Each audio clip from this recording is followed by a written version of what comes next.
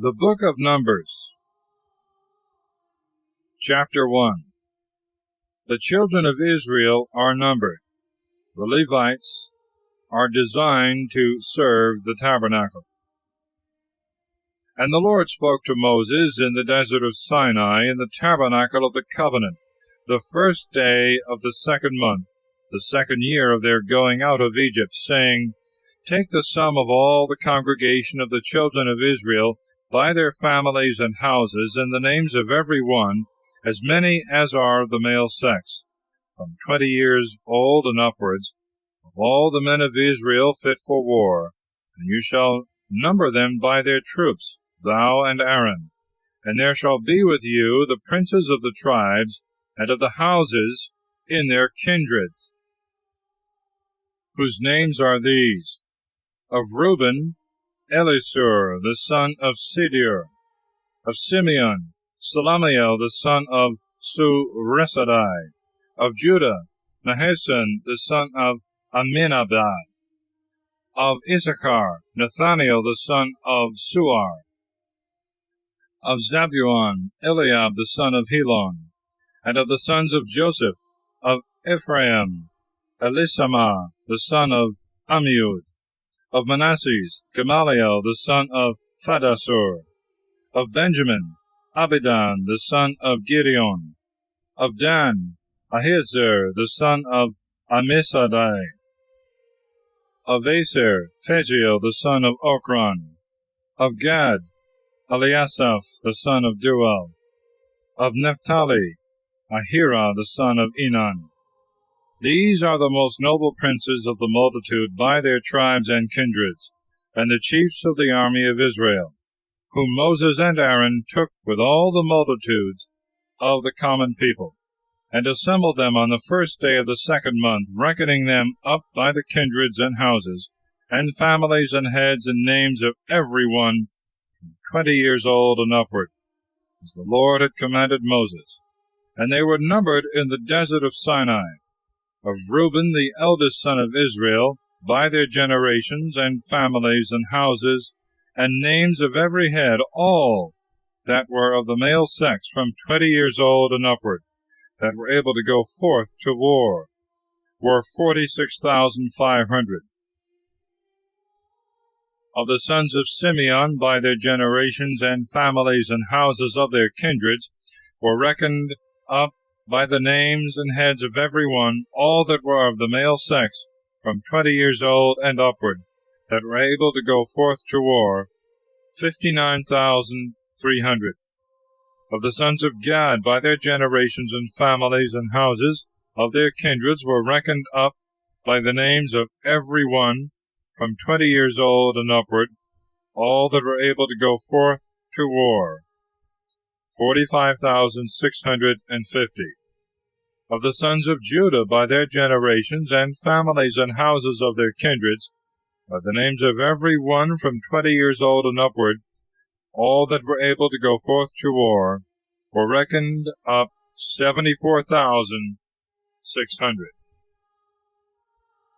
Of the sons of Issachar, by their generations, and families, and houses of their kindreds, by the names of every one from 20 years old and upward, all that could go forth to war, were reckoned up 54,400. Of the sons of Zebulun, by the generations, and families, and houses of their kindreds, were reckoned up by the names of every one from 20 years old and upward, all that were able to go forth to war, 57,400. Of the sons of Joseph, namely, of the sons of Ephraim, by the generations, and families, and houses of their kindreds, were reckoned up by the names of every one, from 20 years old and upward, all that were able to go forth to war, 40,500.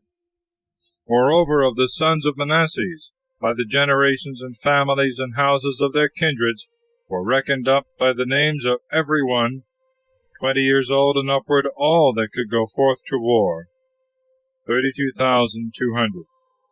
The sons of Benjamin, by their generations, and families, and houses of their kindreds, were reckoned up by the names of every one, from 20 years old and upward, all that were able to go forth to war, 35,400. The sons of Dan, by their generations and families and houses of their kindreds, were reckoned up by the names of every one from 20 years old and upward, all that were able to go forth to war, 62,700. Of the sons of Aser, by their generations and families and houses of their kindreds, were reckoned up by the names of every one from 20 years old and upward, all that were able to go forth to war, 41,500. Of the sons of Naphtali, by their generations and families and houses of their kindreds, were reckoned up by the names of every one from 20 years old and upward, all that were able to go forth to war, 53,400. These are they who were numbered by Moses and Aaron, and the 12 princes of Israel, every one by the houses of their kindreds. And the whole number of the children of Israel by their houses and families from 20 years old and upwards, that were able to go to war, were 603,550 men. But the Levites and the tribes of their families were not numbered with them. And the Lord spoke to Moses, saying, Number not the tribe of Levi, neither shalt thou put down the sum of them with the children of Israel, but appoint them over the tabernacle of the testimony, and all the vessels thereof, and whatsoever pertaineth to the ceremonies. Ye shall carry the tabernacle and all the furniture thereof, and they shall minister, and shall encamp round about the tabernacle. When you are to go forward, the Levites shall take down the tabernacle. When you are to camp, they shall set it up. What stranger soever cometh to it shall be slain. And the children of Israel shall camp every man by his troops, and bands, and army. But the Levites shall pitch their tents round about the tabernacle, lest there come indignation upon the multitude of the children of Israel, and they shall keep watch and guard the tabernacle of the testimony. And the children of Israel did according to all things which the Lord had commanded Moses.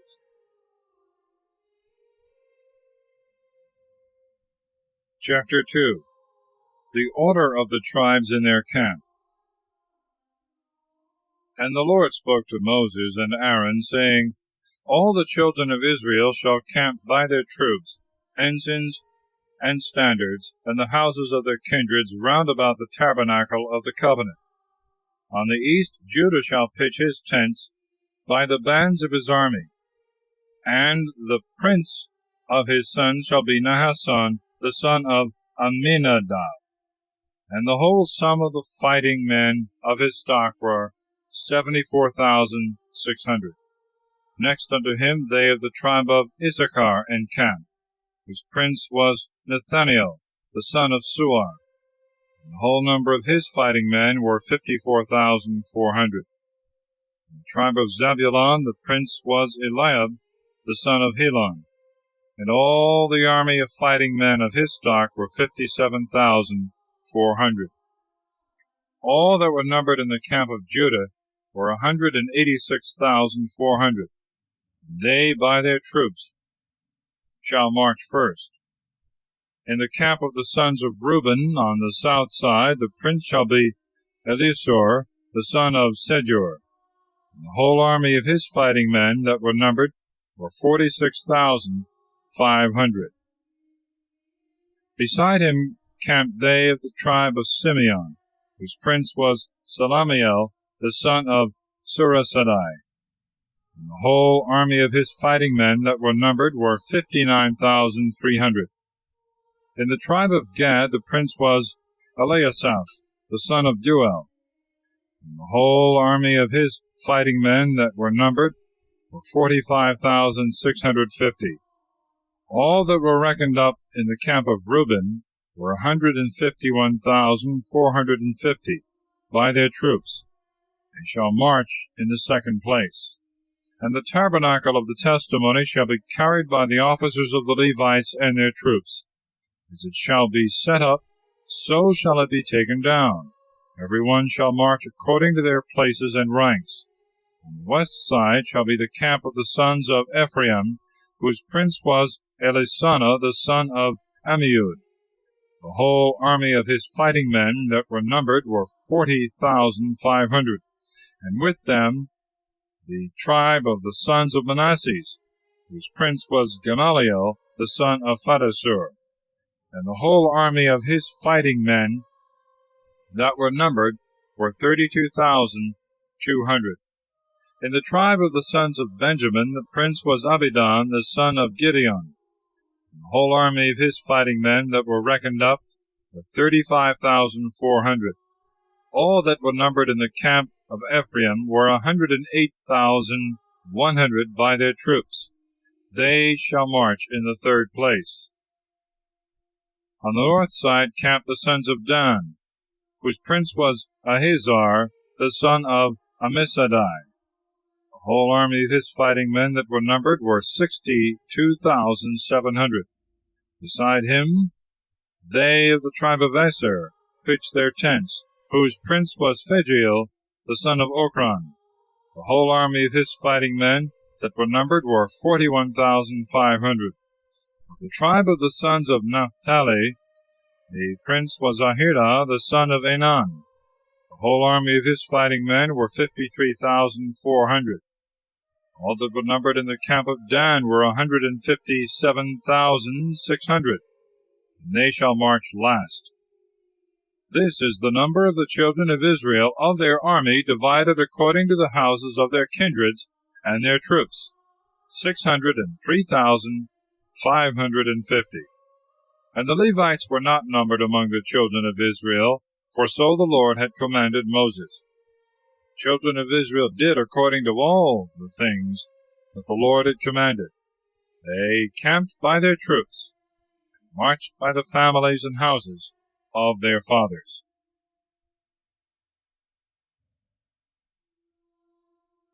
Chapter 3. The Levites are numbered and their offices distinguished. They are taken in the place of the firstborn of the children of Israel. These are the generations of Aaron and Moses in the day that the Lord spoke to Moses in Mount Sinai. And these the names of the sons of Aaron: his firstborn, Nadab, then Abihu, and Eleazar, and Ithamar. These the names of the sons of Aaron, the priests that were anointed, whose hands were filled and consecrated to do the function of priesthood.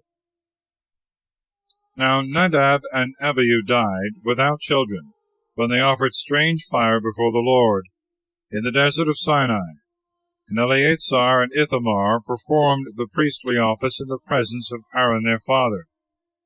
And the Lord spoke to Moses, saying, Bring the tribe of Levi, and make them stand in the sight of Aaron the priest, to minister to him, and let them watch, and observe whatsoever appertaineth to the service of the multitude before the tabernacle of the testimony. Let them keep the vessels of the tabernacle, serving in the ministry thereof. And thou shalt give the Levites for a gift to Aaron and to his sons, to whom they are delivered by the children of Israel. But thou shalt appoint Aaron and his sons over the service of priesthood. The stranger that approacheth to minister shall be put to death. And the Lord spoke to Moses, saying, I have taken the Levites from the children of Israel, for every firstborn that openeth the womb among the children of Israel, and the Levites shall be mine. For every firstborn is mine. Since I struck the firstborn in the land of Egypt, I have sanctified to myself whatsoever is firstborn in Israel, both of man and beast. They are mine. I am the Lord. And the Lord spoke to Moses in the desert of Sinai, saying, Number the sons of Levi by the houses of their fathers and their families, every male from 1 month and upward. Moses numbered them as the Lord had commanded. And there were found sons of Levi by their names Gerson, and Kath, and Merari. The sons of Gerson, Libni, and Simeah. The sons of Kath, Amram, and Jesar, Hebron, and Oziel. The sons of Merari, Maholi, and Musai. Of Gerson were two families, the Libnites and the Simeites, of which were numbered people of the male sex from 1 month and upward, 7,500. These shall pitch behind the tabernacle on the west, under their prince Eliasaph, the son of Lael, and their charge shall be in the tabernacle of the covenant, the tabernacle itself and the cover thereof, the hanging that is drawn before the doors of the tabernacle of the covenant, and the curtains of the court, the hanging also that is hanged in the entry of the court of the tabernacle, and whatsoever belongeth to the right of the altar, the cords of the tabernacle, and all the furniture thereof. Of the kindred of Kath come the families of the Amramites, and the Jezerites, and the Hebronites, and the Uzzielites. These are the families of the Kathites, reckoned up by their names. All of the male sex from 1 month and upward, 8,600. They shall have the guard of the sanctuary, and shall camp on the south side. And their prince shall be Elisaphan, the son of Uzziel. And they shall keep the ark, and the table, and the candlestick, the altars, and the vessels of the sanctuary, wherewith they minister, and the veil, and all the furniture of this kind. And the prince of the princes of the Levites, Eleazar, the son of Aaron the priest, shall be over them that watch for the guard of the sanctuary. And of Merari are the families of the Moholites and Musites, reckoned up by their name. All of the male kind from 1 month and upward, 6,200. Their prince Suriel, the son of Abihail. They shall camp on the north side. Under their custody shall be the boards of the tabernacle, and the bars, and the pillars, and their sockets, and all things that pertain to this kind of service. And the pillars of the court round about their sockets, and the pins with their cords. Before the tabernacle of the covenant, that is to say, on the east side, shall Moses and Aaron camp, with their sons, having the custody of the sanctuary, in the midst of the children of Israel. What stranger soever cometh unto it shall be put to death. All the Levites that Moses and Aaron numbered according to the precept of the Lord, by their families of the male kind from 1 month and upward, were 22,000.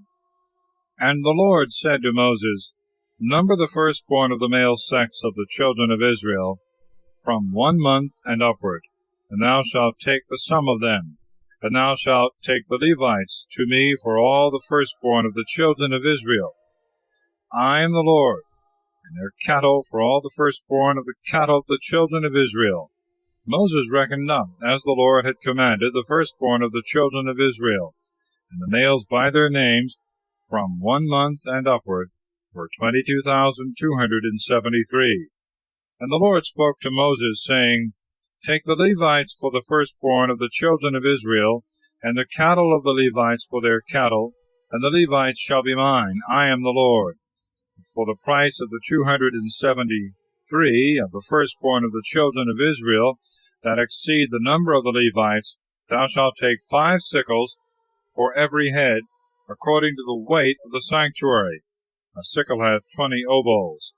And thou shalt give the money to Aaron and his sons, the price of them that are above. Moses therefore took the money of them that were above, and whom they had redeemed from the Levites. For the firstborn of the children of Israel, 1,365 sickles, according to the weight of the sanctuary, and gave it to Aaron and his sons, according to the word that the Lord had commanded him. Chapter 4.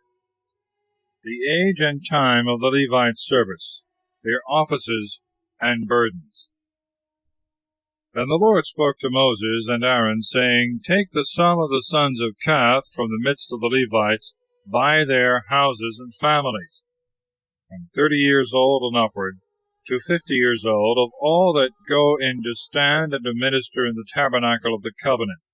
This is the service of the son of Kath.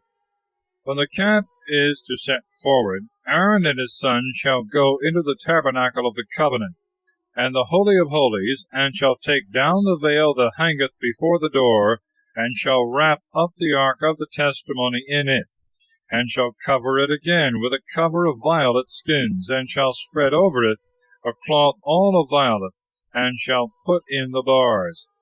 They shall wrap up also the table of proposition in a cloth of violet, and shall put with it the censers and little mortars, the cups and bowls to pour out the libations.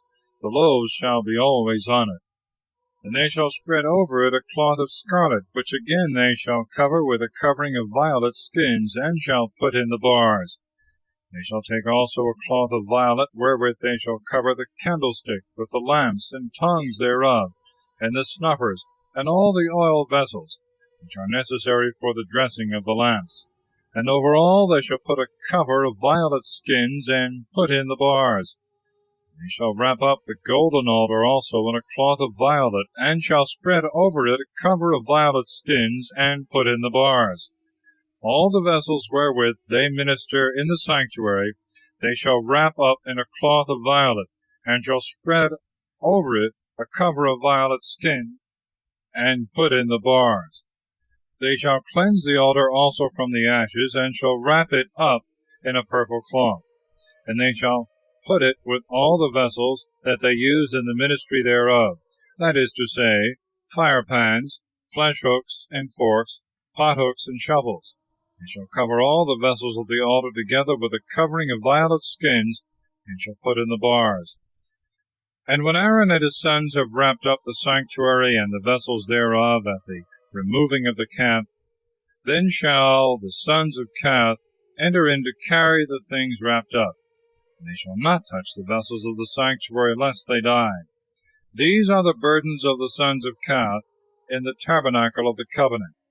And over them shall be Eleazar the son of Aaron the priest, to whose charge pertaineth the oil to dress the lamps, and the sweet incense, and the sacrifice that is always offered, and the oil of unction, and whatsoever pertaineth to the service of the tabernacle, and of all the vessels that are in the sanctuary. And the Lord spoke to Moses and Aaron, saying, Destroy not the people of Kohath from the midst of the Levites, but do this to them, that they may live and not die by touching the holies of holies. Aaron and his sons shall go in, and they shall appoint every man his work, and shall divide the burdens that every man is to carry. Let not others by any curiosity see the things that are in the sanctuary before they be wrapped up, otherwise they shall die. And the Lord spoke to Moses, saying, Take the sum of the sons of Gershon, also by their houses and families and kindreds, from 30 years old and upward, under 50 years old. Number them all that go in and minister in the tabernacle of the covenant. This is the office of the family of the Gershonites, to carry the curtains of the tabernacle and the roof of the covenant, the other covering, and the violet covering over all, and the hanging that hangeth in the entry of the tabernacle of the covenant, the curtains of the court, and the veil in the entry that is before the tabernacle, all things that pertain to the altar, the cords, and the vessels of the ministry.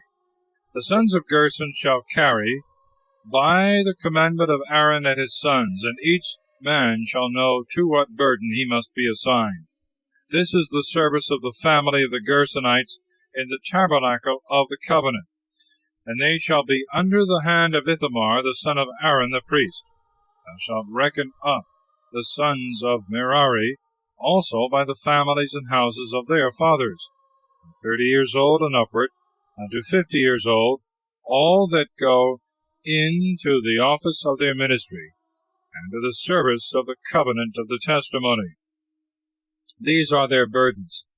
They shall carry the boards of the tabernacle, and the bars thereof, the pillars and their sockets, the pillars also of the court round about, with their sockets and pins and cords, shall receive by account all the vessels and furniture, and so shall carry them.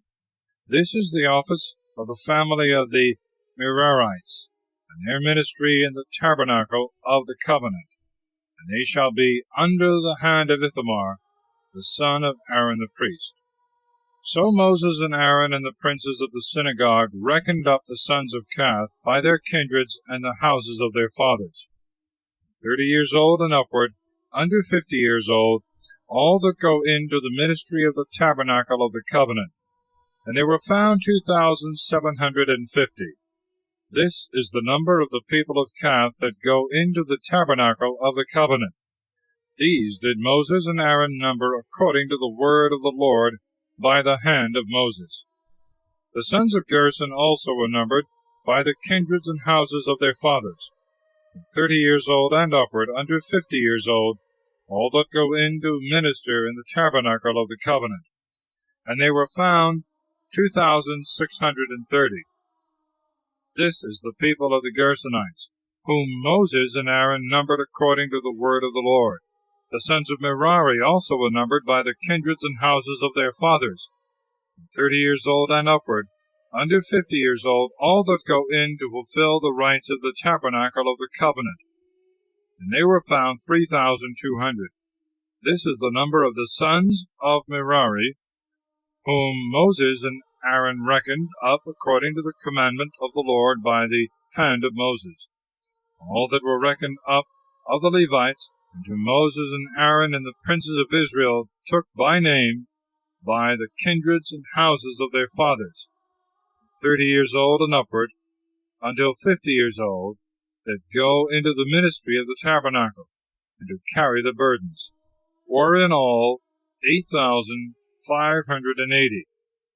Moses reckoned them up according to the word of the Lord, every one according to their office and burdens, as the Lord had commanded him. Chapter 5. The unclean are removed out of the camp. Confession of sins and satisfaction. First fruits and oblations belonging to the priests. Trial of jealousy. And the Lord spoke to Moses, saying, Command the children of Israel that they cast out of the camp every leper, and whosoever hath an issue of seed, or is defiled by the dead. Whether it be man or woman, cast ye them out of the camp, lest they defile it, when I shall dwell with you. And the children of Israel did so, and they cast them forth without the camp, as the Lord had spoken to Moses.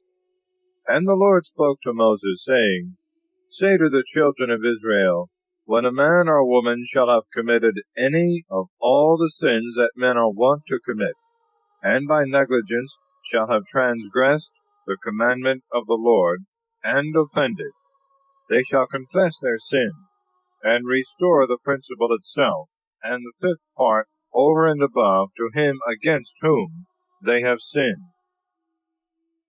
But if there be no one to receive it, they shall give it to the Lord, and it shall be the priest's, besides the ram that is offered for expiation, to be an atoning sacrifice. All the first fruits also which the children of Israel offer belong to the priest. And whatsoever is offered into the sanctuary by every one, and is delivered into the hands of the priest, it shall be his.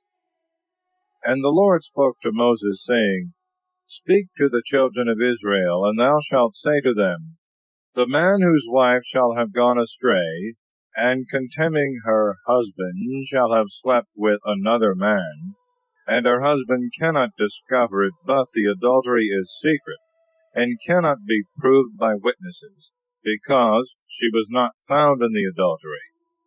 If the spirit of jealousy stir up the husband against his wife, who either is defiled or is charged with false suspicion, he shall bring her to the priest, and shall offer an oblation for her, the 10th part of a measure of barley meal.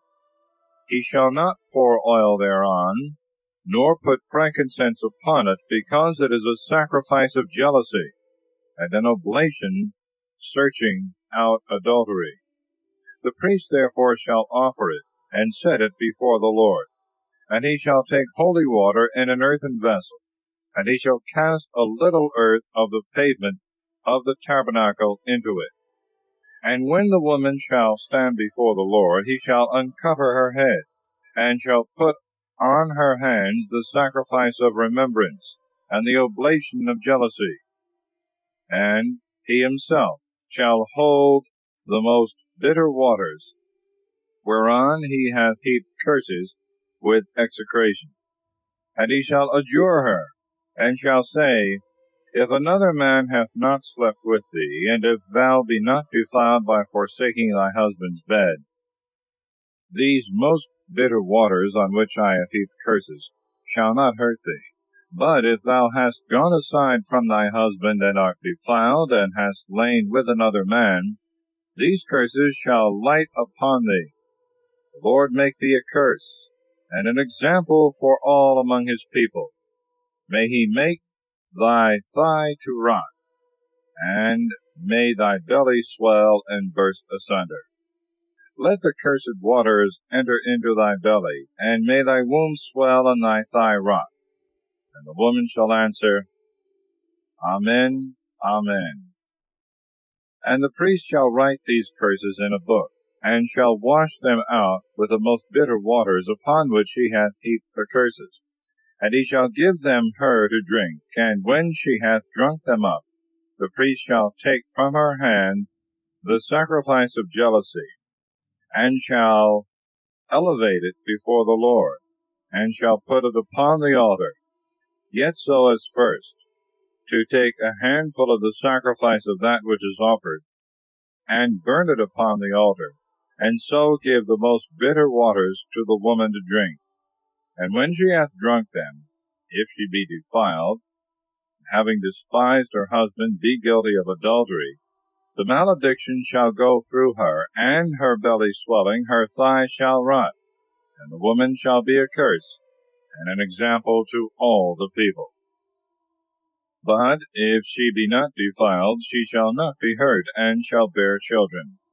This is the law of jealousy. If a woman hath gone aside from her husband, and be defiled, and the husband stirred up by the spirit of jealousy, bring her before the Lord, and the priest do to her according to all things that are here written. Husband shall be blameless, and she shall bear her iniquity. Chapter 6. The Law of the Nazarites, the form of blessing the people.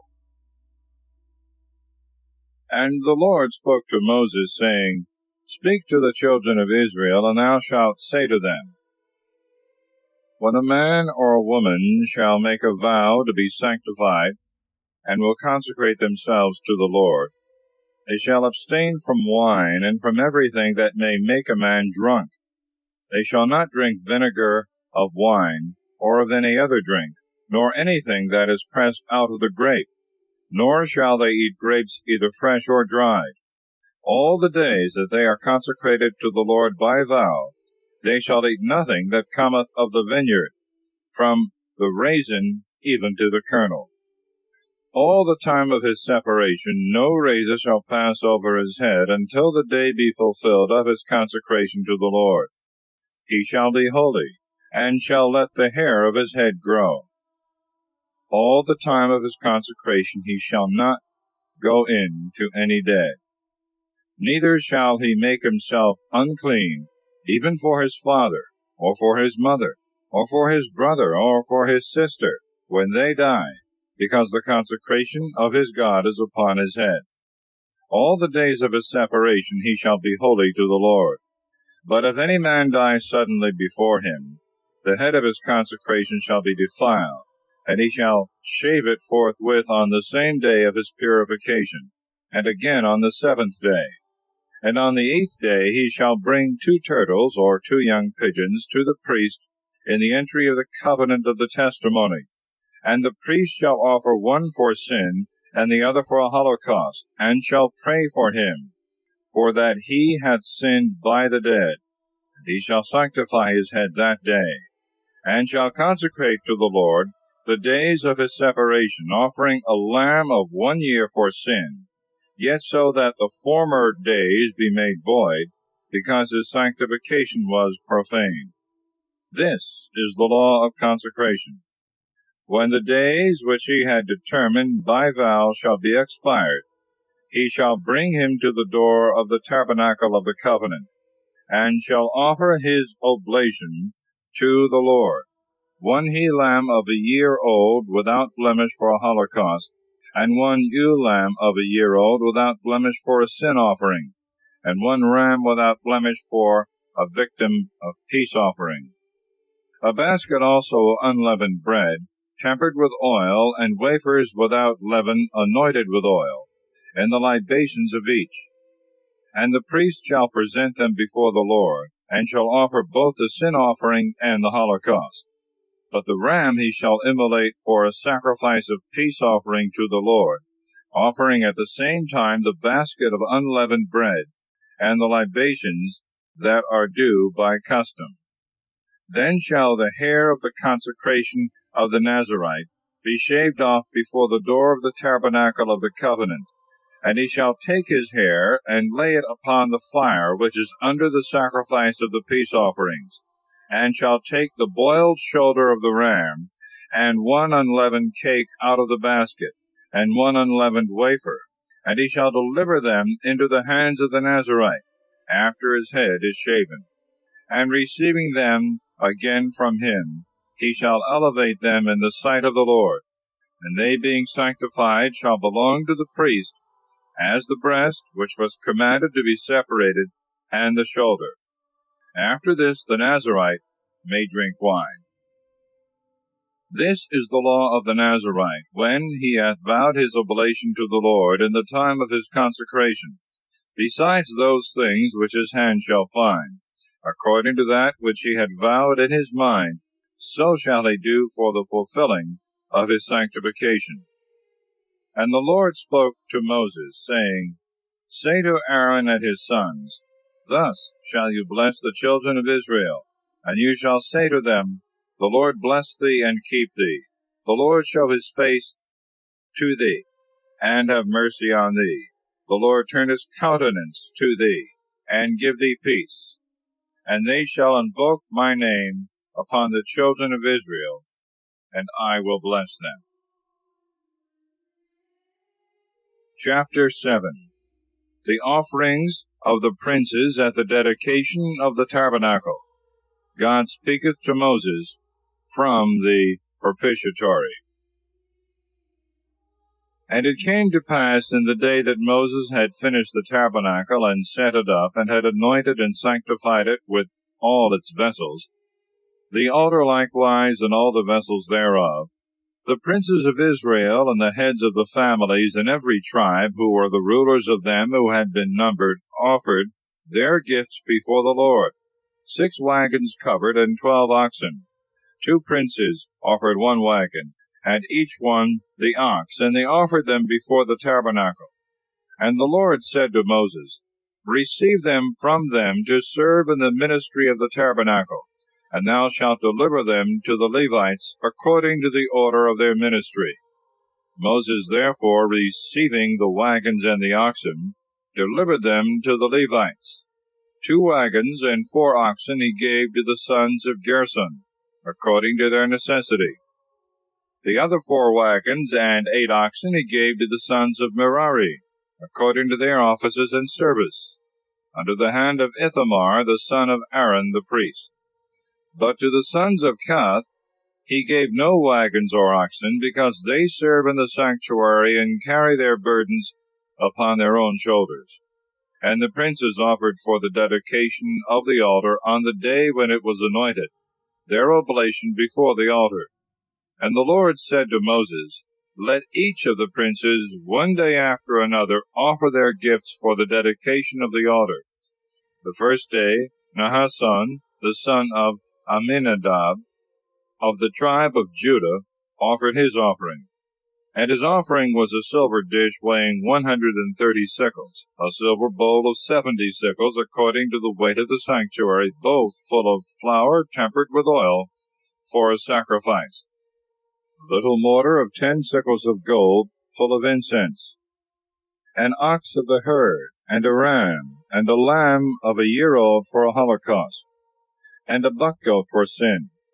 And for the sacrifice of peace offerings, 2 oxen, 5 rams, 5 he-goats, 5 lambs of a year old. This was the offering of Nahashon, the son of Amminadab. The second day, Nathanael, the son of Suar, prince of the tribe of Issachar, made his offering, a silver dish weighing 130 shekels, a silver bowl of 70 shekels according to the weight of the sanctuary, both full of flour tempered with oil for a sacrifice, a little mortar of gold weighing 10 shekels full of incense, an ox of the herd and a ram, and a lamb of a year old for a holocaust, and a buck goat for sin.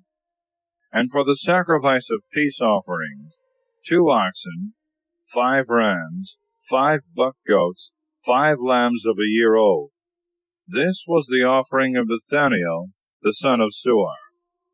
The third day the prince of the sons of Zebulun, Eliab, the son of Helon, offered a silver dish weighing 130 shekels, a silver bowl of 70 shekels by the weight of the sanctuary, both full of flour tempered with oil for a sacrifice, a little mortar of gold weighing 10 shekels full of incense, an ox of the herd, and a ram, and a lamb of a year old for a holocaust, and a buck goat for sin, and for the sacrifice of peace offerings, 2 oxen, 5 rams, 5 buck goats, 5 lambs of a year old.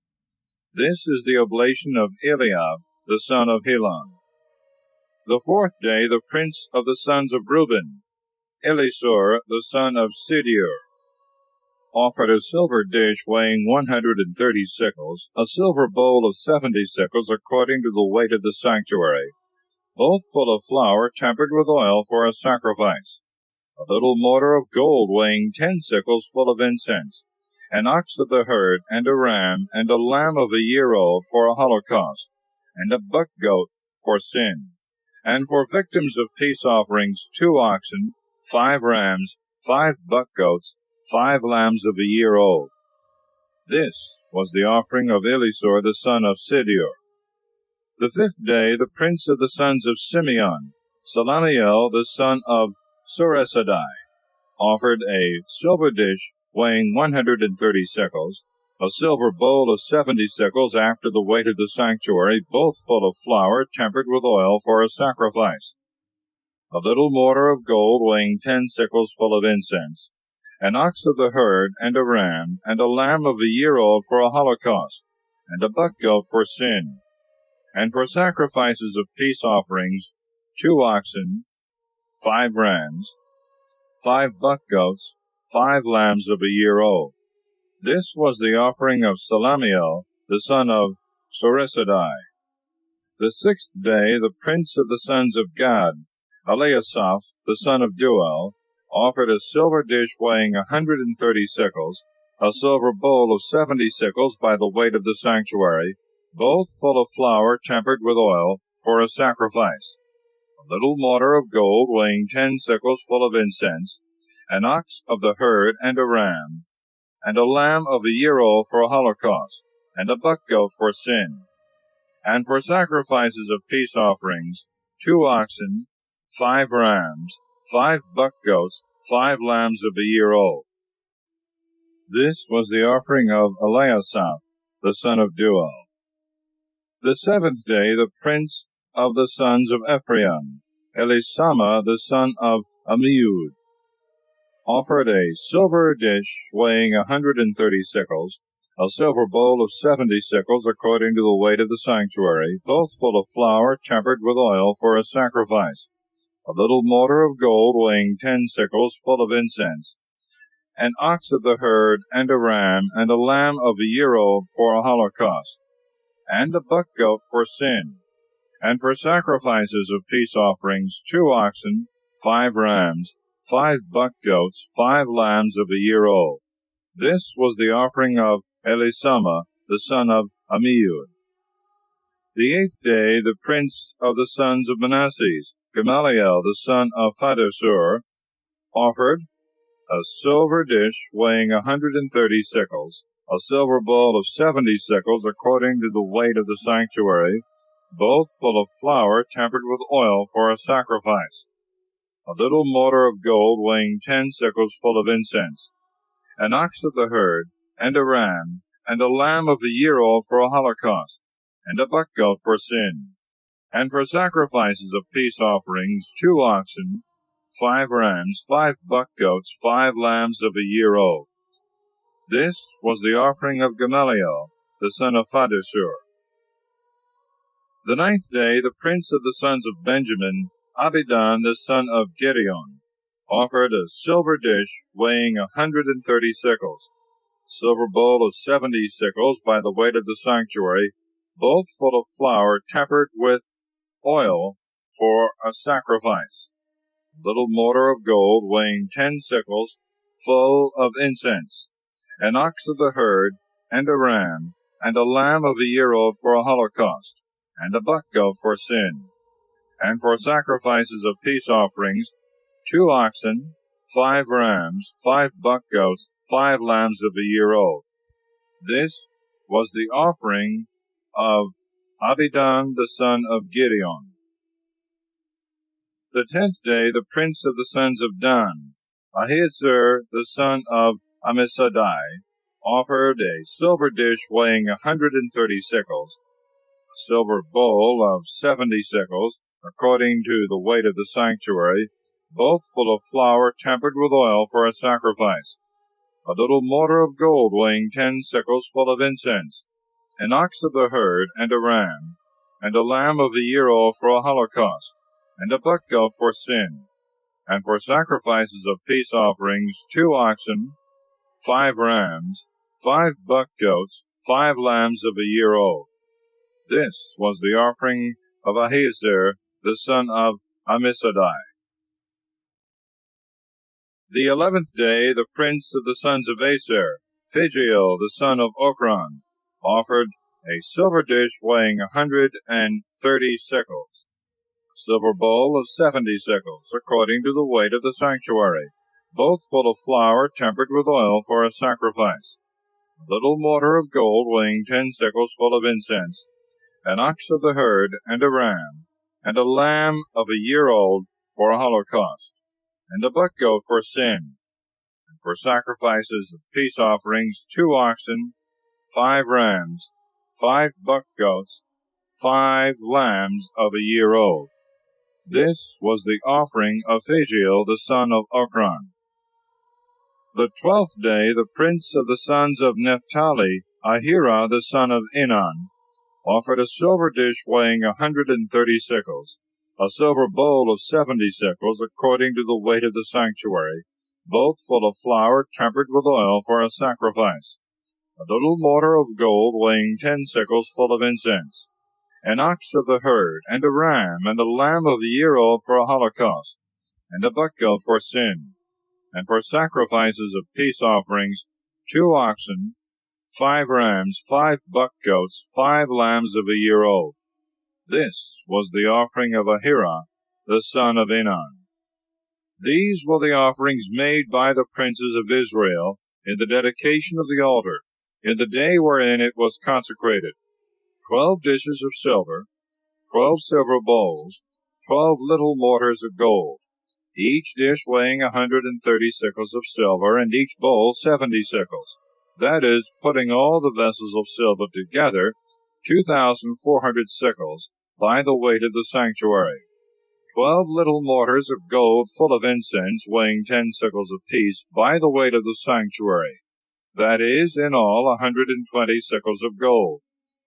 12 oxen out of the herd for a holocaust, 12 rams, 12 lambs of a year old, and their libations, 12 buck goats for sin, and for sacrifices of peace offerings, oxen 24, rams 60, buck goats 60, lambs of a year old 60.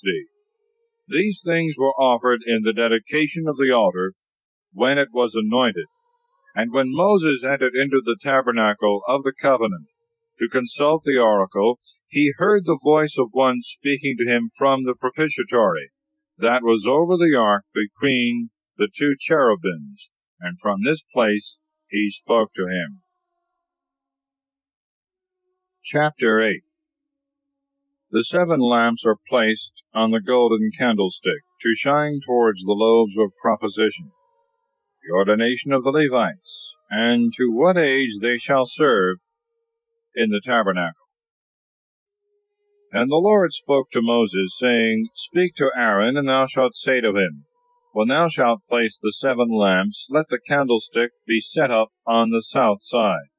Give orders, therefore, that the lamps look over against the north, towards the table of the loaves of proposition. Over against that part shall they give light, towards which the candlestick looketh. And Aaron did so, and he put the lamps upon the candlestick, as the Lord had commanded Moses. Now this was the work of the candlestick. It was of beaten gold, both the shaft in the middle, and all that came out of both sides of the branches, according to the pattern which the Lord had shown to Moses. So he made the candlestick.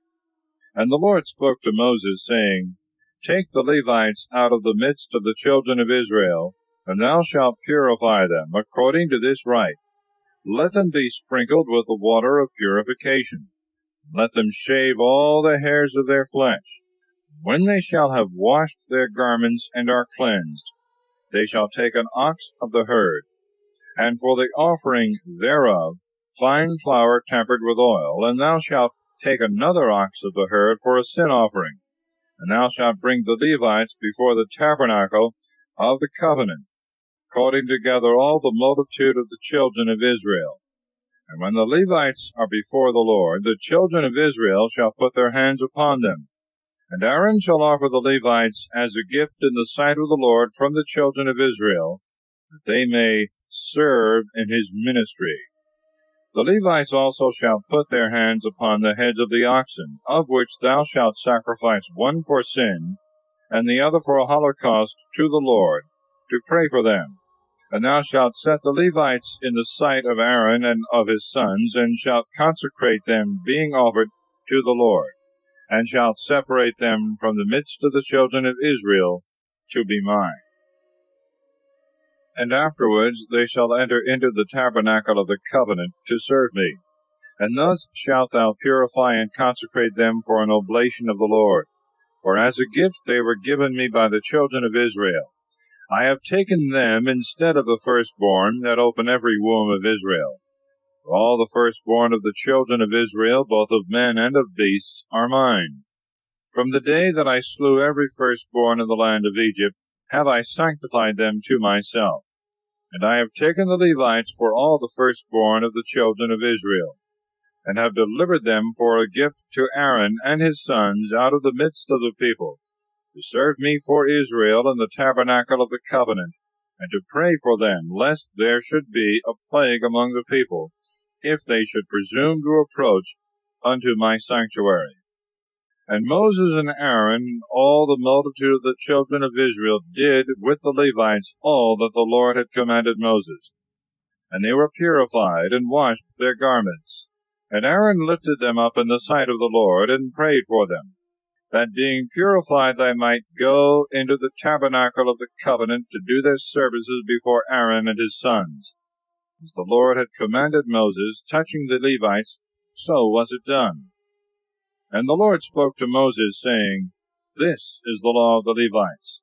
From 25 years old and upwards they shall go in to minister in the tabernacle of the covenant.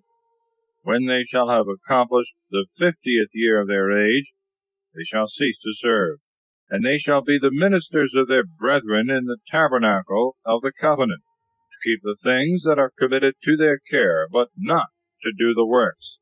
Thus shalt thou order the Levites touching their charge. Chapter 9. The precept of the Pasch is renewed. The unclean and travelers are to observe it the 2nd month. The camp is guided by the pillar of the cloud. The Lord spoke to Moses in the desert of Sinai, the 2nd year after they were come out of the land of Egypt, in the 1st month, saying, Let the children of Israel make the phase in its due time, the 14th day of this month in the evening, according to all the ceremonies and justifications thereof. And Moses commanded the children of Israel that they should make the phase. And they made it in its proper time, the 14th day of the month, at evening in Mount Sinai. The children of Israel did according to all things that the Lord had commanded Moses. But behold, some who were unclean, by occasion of the soul of a man, who could not make the phase on that day, coming to Moses and Aaron, said to them, We are unclean by occasion of the soul of a man. Why are we kept back, that we may not offer in its season the offering to the Lord among the children of Israel? And Moses answered them, Stay, that I may consult the Lord, what he will ordain concerning you.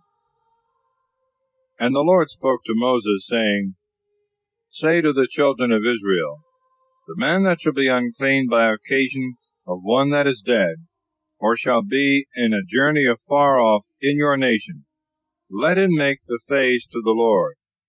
In the 2nd month, on the 14th day of the month, in the evening, they shall eat it with unleavened bread and wild lettuce. They shall not leave anything thereof until morning, nor break a bone thereof. They shall observe all the ceremonies of the phase. But if any man is clean, and was not on a journey, and did not make the phase, that soul shall be cut off from among his people, because he offered not sacrifice to the Lord in due season. He shall bear his sin.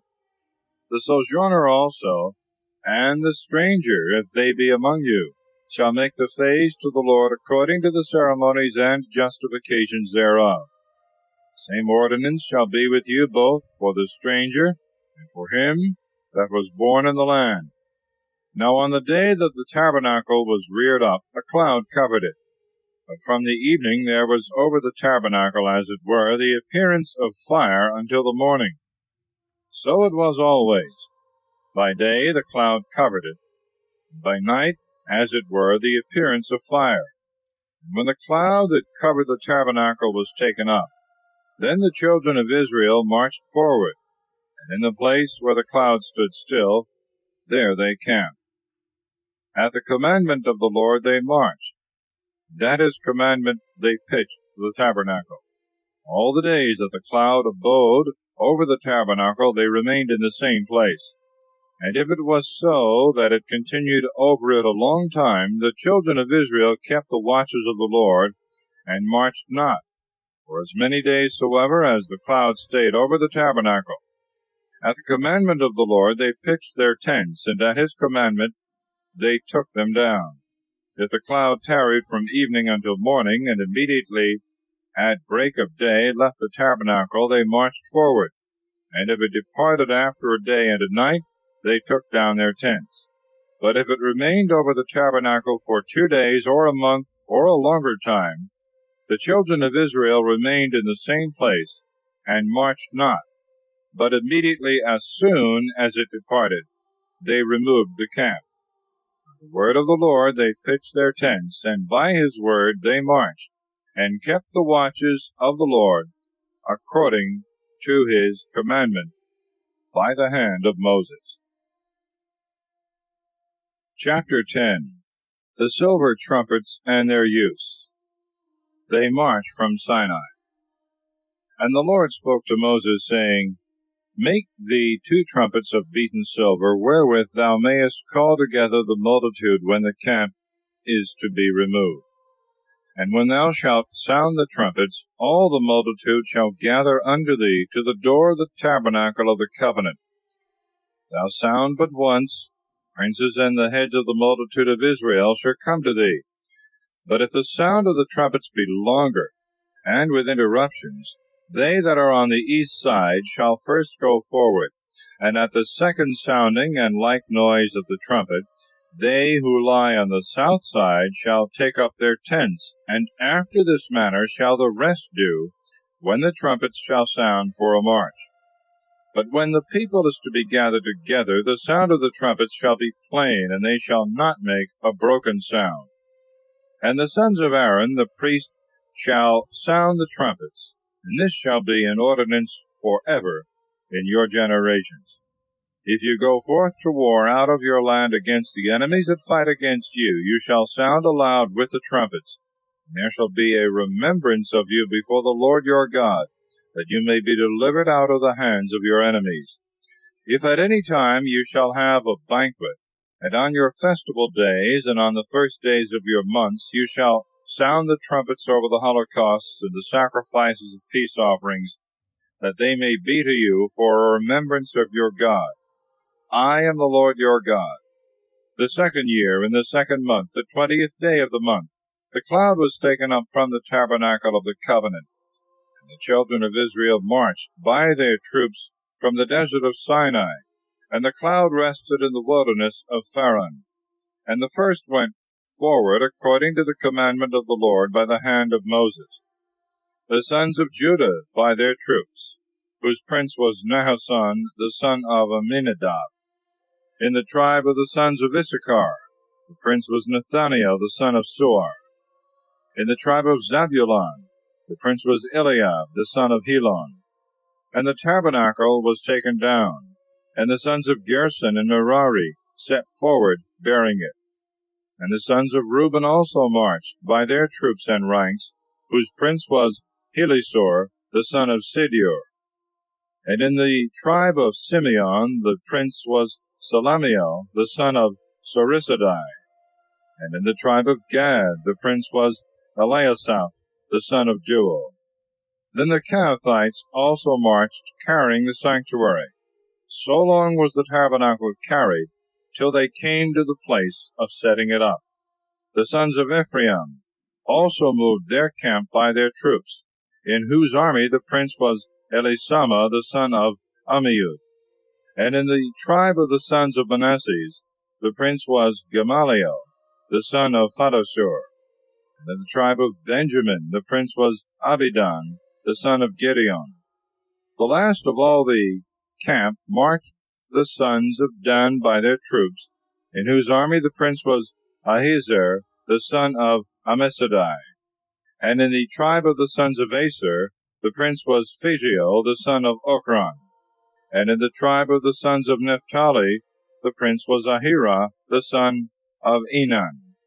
This was the order of the camps, and marches of the children of Israel by their troops, when they set forward.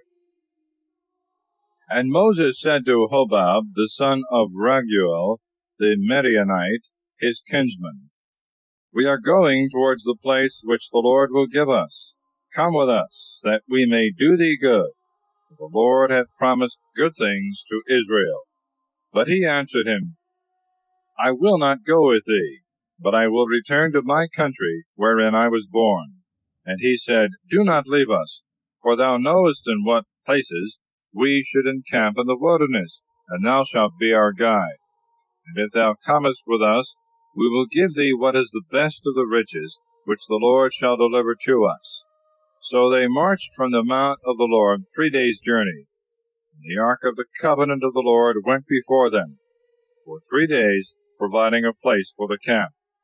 The cloud also of the Lord was over them by day when they marched. And when the ark was lifted up, Moses said, Arise, O Lord, and let thy enemies be scattered, and let them that hate thee flee from before thy face. And when it was set down, he said, Return, O Lord, to the multitude of the host of Israel. Chapter 11. The people murmur, and are punished with fire. God appointeth 70 ancients for assistance to Moses. They prophesy. The people have their fill of flesh, but forthwith many die of the plague. In the meantime there arose a murmuring of the people against the Lord, as it were repining at their fatigue. And when the Lord heard it, he was angry, and the fire of the Lord being kindled against them, devoured them that were at the uttermost part of the camp. And when the people cried to Moses, Moses prayed to the Lord, and the fire was swallowed up. And he called the name of that place the Burning, for that the fire of the Lord had been kindled against them. For a mixed multitude of people that came up with them burned with desire, sitting and weeping, the children of Israel also being joined with them, and said, Who shall give us flesh to eat? We remember the fish that we ate in Egypt, free cost. The cucumbers come into our mind, and the melons, and the leeks, and the onions, and the garlic. Our soul is dry, our eyes behold nothing else but manna. Now the manna was like coriander seed, of the color of bdellium. And the people went about, and gathering it, ground it in a mill, or beat it in a mortar, and boiled it in a pot, and made cakes thereof of the taste of bread tempered with oil. And when the dew fell in the night upon the camp, the manna also fell with it. Now Moses heard the people weeping by their families, every one at the door of his tent. And the wrath of the Lord was exceedingly enkindled. To Moses also the thing seemed insupportable. And he said to the Lord, Why hast thou afflicted thy servant? Wherefore do I not find favor before thee? And why hast thou laid the weight of all this people upon me? Have I conceived all this multitude, or begotten them, that thou shouldst say to me, Carry them in thy bosom, as the nurse is wont to carry the little infant, and bear them into the land, for which thou hast sworn to their fathers? Whence should I have flesh to give to so great a multitude? They weep against me, saying, Give us flesh, that we may eat. I am not able alone to bear all this people, because it is too heavy for me. But if it seem unto thee otherwise, I beseech thee to kill me, and let me find grace in thy eyes, that I be not afflicted with so great evils. And the Lord said to Moses, Gather unto me 70 men of the ancients of Israel, whom thou knowest to be ancients and masters of the people. And thou shalt bring them to the door of the tabernacle of the covenant, and shalt make them stand there with thee, that I may come down and speak with thee. And I will take of thy spirit, and will give to them, that they may bear with thee the burden of the people, and thou mayest not be burthened alone. And thou shalt say to the people, Be ye sanctified, tomorrow you shall eat flesh, for I have heard you say, Who will give us flesh to eat? It was well with us in Egypt. The Lord may give you flesh, and you may eat, not for 1 day, nor 2, nor 5, nor 10, no, nor for 20, but even for a month of days, till it come out at your nostrils, and become loathsome to you, because you have cast off the Lord, who is in the midst of you, and have wept before him, saying, Why came we out of Egypt? And Moses said, There are 600,000 footmen of this people, and sayest thou, I will give them flesh to eat a whole month? Shall then a multitude of sheep and oxen be killed, that it may suffice for their food? Or shall the fishes of the sea be gathered together to fill them? And the Lord answered him, Is the hand of the Lord unable? Thou shalt presently see whether my word shall come to pass or no. Moses therefore came and told the people the words of the Lord, and assembled 70 men of the ancients of Israel, and made them to stand about the tabernacle. And the Lord came down in a cloud, and spoke to him, taking away of the spirit that was in Moses, and giving it to the 70 men. When the Spirit had rested on them, they prophesied, nor did they cease afterwards. Now there remained in the camp 2 of the men, of whom one was called Eldad, and the other Medad, upon whom the Spirit rested. For they also had been enrolled, but were not gone forth to the tabernacle. And when they prophesied in the camp, there ran a young man and told Moses, saying, Eldad and Medad prophesy in the camp. Forthwith Joshua, the son of Nun, the minister of Moses, and chosen out of many, said, My lord Moses, forbid them. But he said, Why hast thou emulation for me? Oh, that all the people might prophesy, and that the Lord would give them his spirit. And Moses returned with the ancients of Israel into the camp. And a wind going out from the Lord, taking quails up beyond the sea, brought them, and cast them into the camp for the space of 1 day's journey, on every side of the camp round about. And they flew in the air 2 cubits high above the ground. The people therefore rising up all that day and night, and the next day, gathered together of quails, he that did least 10 cores, and they dried them round about the camp. As yet the flesh was between their teeth, neither had that kind of meat failed. When behold, the wrath of the Lord, being provoked against the people, struck them with an exceeding great plague. That place was called the Graves of Lust. There they buried the people that had lusted. Parting from the graves of lust, they came unto Hazeroth, and abode there. Chapter 12. Mary and Aaron murmur against Moses, whom God praiseth above other prophets.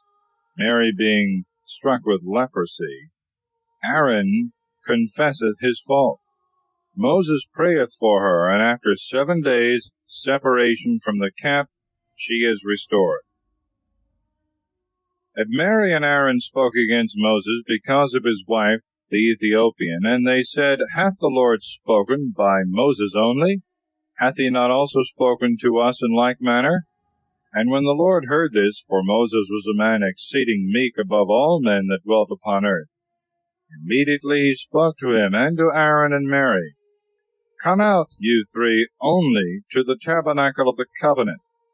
And when they were come out, the Lord came down in a pillar of the cloud, and stood in the entry of the tabernacle, calling to Aaron and Mary. And when they were come, he said to them, Hear my words. If there be among you a prophet of the Lord, I will appear to him in a vision, or I will speak to him in a dream. But it is not so with my servant Moses, who is most faithful in all my house. For I speak to him mouth to mouth, and plainly, and not by riddles and figures, doth he see the Lord. Why then were you not afraid to speak ill of my servant Moses? And being angry with them, he went away. The cloud also that was over the tabernacle departed, and behold, Mary appeared white as snow with a leprosy. And when Aaron had looked on her, and saw her all covered with leprosy, he said to Moses, I beseech thee, my Lord, lay not upon us this sin, which we have foolishly committed. Let her not be as one dead, and as an abortive that is cast forth from the mother's womb. Lo, now 1/2 of her flesh is consumed with the leprosy. And Moses cried to the Lord, saying, O God, I beseech thee, heal her. And the Lord answered him, If her father had smitten upon her face, ought she not to have been ashamed for 7 days at least?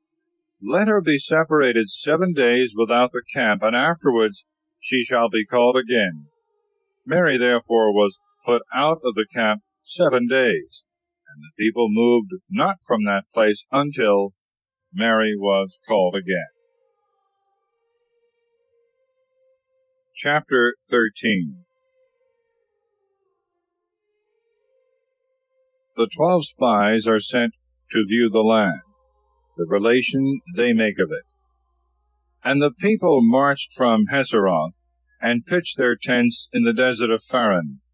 And there the Lord spoke to Moses, saying, Send men to view the land of Canaan, which I will give to the children of Israel, one of every tribe of the rulers.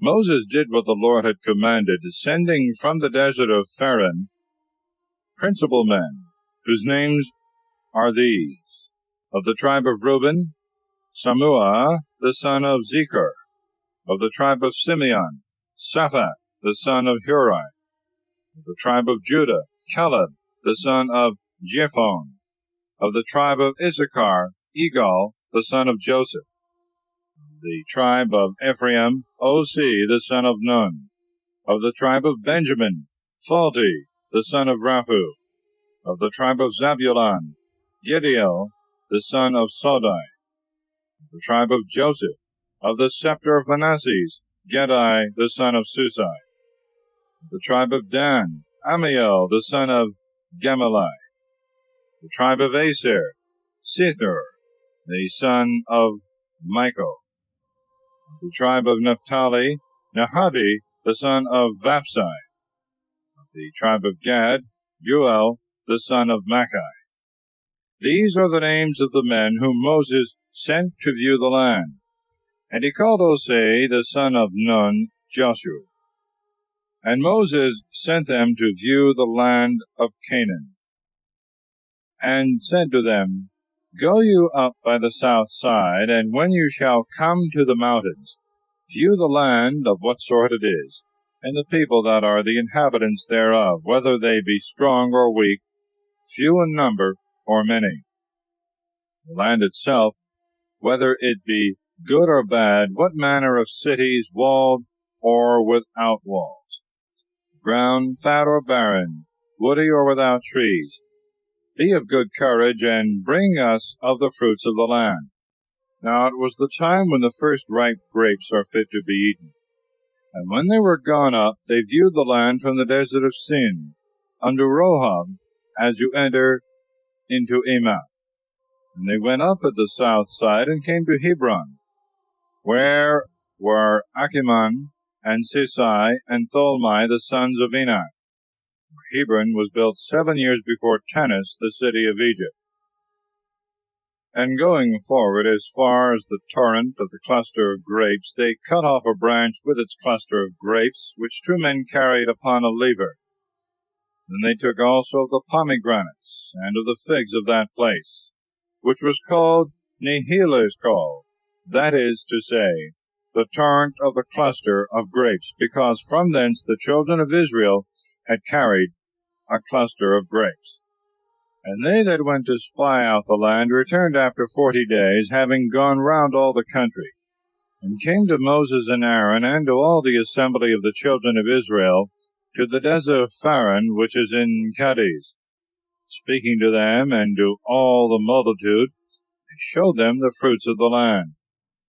And they related and said, We came into the land to which thou sentest us, which in very deed floweth with milk and honey, may be known by these fruits.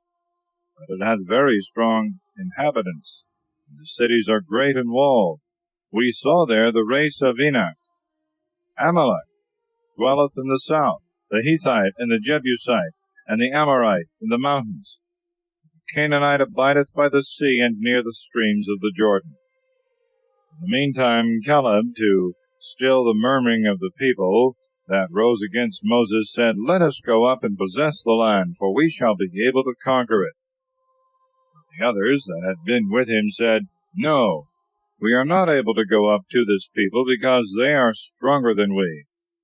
And they spoke ill of the land which they had viewed before the children of Israel, saying, The land which we have viewed devoureth its inhabitants.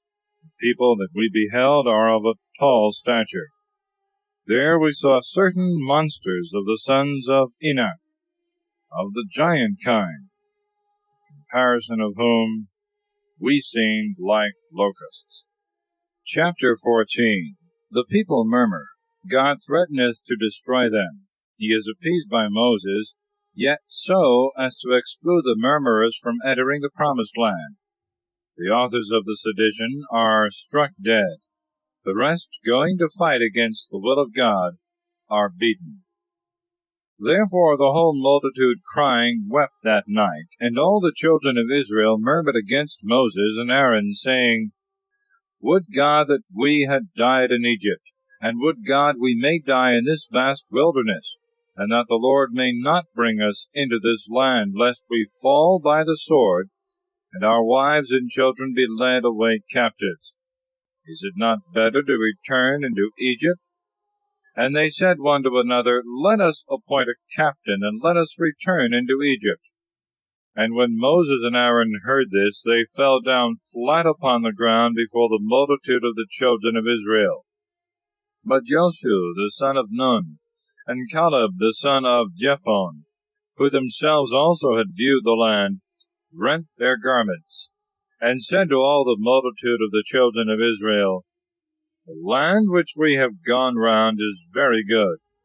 If the Lord be favorable, he will bring us into it, and give us a land flowing with milk and honey.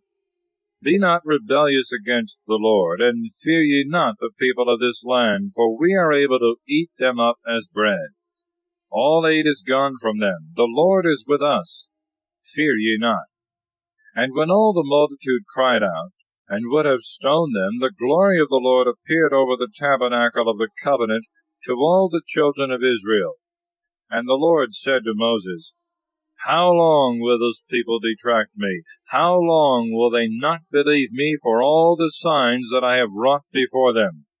I will strike them therefore with pestilence, and will consume them.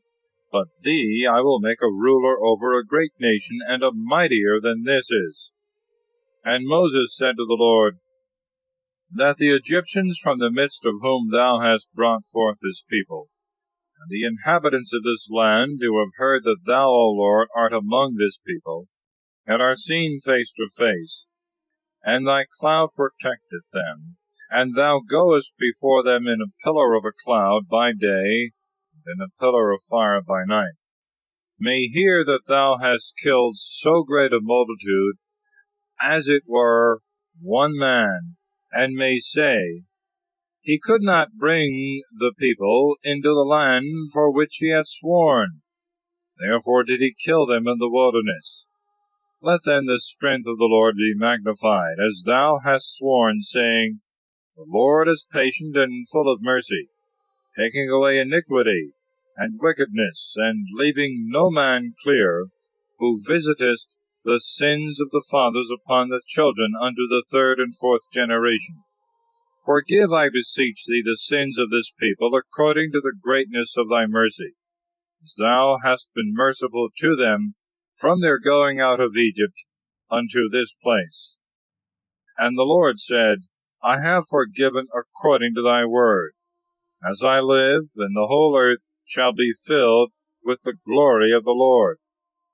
But yet all the men that have seen my majesty, the signs that I have done in Egypt and in the wilderness, and have tempted me now 10 times, and have not obeyed my voice, shall not see the land for which I swore to their fathers, neither shall any one of them that hath detracted me behold it. My servant Caleb, who being full of another spirit hath followed me, I will bring into this land which he hath gone round, and his seed shall possess it. For the Amalekite and the Canaanite dwell in the valleys. Tomorrow remove the camp, and return into the wilderness by the way of the Red Sea. And the Lord spoke to Moses and Aaron, saying, How long doth this wicked multitude murmur against me? I have heard the murmurings of the children of Israel. Say therefore to them, As I live, saith the Lord, according as you have spoken in my hearing, so will I do to you. In the wilderness shall your carcasses lie, all you that were numbered from 20 years old and upward, and have murmured against me, shall not enter into the land over which I lifted up my hand to make you dwell therein, except Caleb the son of Jephunneh, and Joshua the son of Nun. But your children, of whom you said that they should be a prey to the enemies, will I bring in, that they may see the land which you have despised. Your carcasses shall lie in the wilderness. Your children shall wander in the desert 40 years, and shall bear your fornication, until the carcasses of their fathers be consumed in the desert, according to the number of the 40 days wherein you viewed the land. A year shall be counted for a day. In 40 years you shall receive your iniquities, and shall know my revenge. For as I have spoken, so will I do to all this wicked multitude that hath risen up together against me. In this wilderness shall it faint away and die. Therefore all the men whom Moses had sent to view the land, and who at their return had made the whole multitude to murmur against him, speaking ill of the land, that it was naught, died, and were struck in the sight of the Lord. But Joshua the son of Nun, and Caleb the son of Jephunneh lived, of all them that had gone to view the land. And Moses spoke all these words to all the children of Israel, and the people mourned exceedingly. And behold, rising up very early in the morning, they went up to the top of the mountain, and said, We are ready to go up to the place which the Lord hath spoken, for we have sinned. And Moses said to them, Why transgress you the word of the Lord, which shall not succeed prosperously with you? Go not up, for the Lord is not with you, lest you fall before your enemies. The Amalekite. and the Canaanite are before you, and by their sword you shall fall, because you would not consent to the Lord, neither will the Lord be with you. But they, being blinded, went up to the top of the mountain. But the ark of the testament of the Lord and Moses departed not from the camp. And the Amalekite came down, and the Canaanite that dwelt in the mountain, and smiting and slaying them, pursued them as far as Hormah. Chapter 15. Certain laws concerning sacrifices. Sabbath breaking is punished with death. The law of fringes on their garments. And the Lord spoke to Moses, saying, Speak to the children of Israel, and thou shalt say to them, When you shall come into the land of your habitation, which I will give you, and shall make an offering to the Lord for a holocaust, or a victim, paying your vows, or voluntarily offering gifts, or in your solemnities burning a sweet savor unto the Lord, of oxen or of sheep. Whosoever immolateth the victim shall offer a sacrifice of fine flour, the 10th part of an ephah, tempered with the 4th part of a hin of oil. And he shall give the same measure of wine to pour out in libations for the holocaust or for the victim. For every lamb and for every ram there shall be a sacrifice of flour of 2/10, which shall be tempered with the 3rd part of a hin of oil. And he shall offer the 3rd part of the same measure of wine for the libation, for a sweet savor to the Lord. But when thou offerest a holocaust or sacrifice of oxen to fulfill thy vow, or for victims of peace offerings, thou shalt give for every ox 3/10 of flour tempered with half a hin of oil, and wine for libations of the same measure, for an offering of most sweet savor to the Lord. Thus shalt thou do. For every ox and ram and lamb and kid, both they that are born in the land and the strangers, shall offer sacrifices after the same rite. There shall be all one law and judgment, both for you and for them who are strangers in the land. And the Lord spoke to Moses, saying, Speak to the children of Israel, and thou shalt say to them, When you are come into the land which I will give you, and shall eat of the bread of that country, you shall separate first fruits to the Lord of the things you eat. As you separate first fruits of your barn floors, so also shall you give first fruits of your dough to the Lord.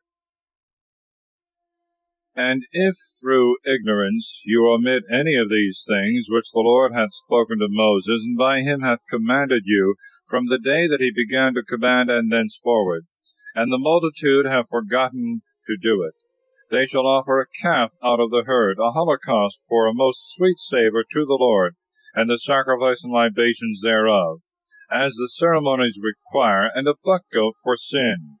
And the priest shall pray for all the multitude of the children of Israel, and it shall be forgiven them, because they sinned ignorantly, offering notwithstanding a burnt offering to the Lord for themselves, and for their sin and their ignorance. And it should be forgiven all the people of the children of Israel, and the strangers that sojourn among them, because it is the fault of all the people through ignorance. But if one soul shall sin ignorantly, he shall offer a she-goat of a year old for his sin. And the priest shall pray for him, because he sinned ignorantly before the Lord, and he shall obtain his pardon, and it shall be forgiven him. The same law shall be for all that sin by ignorance, whether they be natives or strangers. The soul that committeth anything through pride, whether he be born in the land or a stranger, because he hath been rebellious against the Lord, shall be cut off from among his people, for he hath contemned the word of the Lord, and made void his precept. Therefore shall he be destroyed, and shall bear his iniquity. And it came to pass, when the children of Israel were in the wilderness, and had found a man gathering sticks on the Sabbath day, that they brought him to Moses and Aaron and the whole multitude, and they put him into prison, not knowing what they should do with him. And the Lord said to Moses, Let that man die, let all the multitude stone him without the camp. When they had brought him out, they stoned him, and he died as the Lord had commanded. The Lord also said to Moses, Speak to the children of Israel, and thou shalt tell them to make to themselves fringes in the corners of their garments, putting in them ribands of blue. When they shall see them, they may remember all the commandments of the Lord, and not follow their own thoughts, and eyes going astray after divers things. Rather, being mindful of the precepts of the Lord, may do them, and be holy to their God. I am the Lord your God, who brought you out of the land of Egypt, that I might be your God. Chapter 16. The schism of Korah and his adherents, their punishment.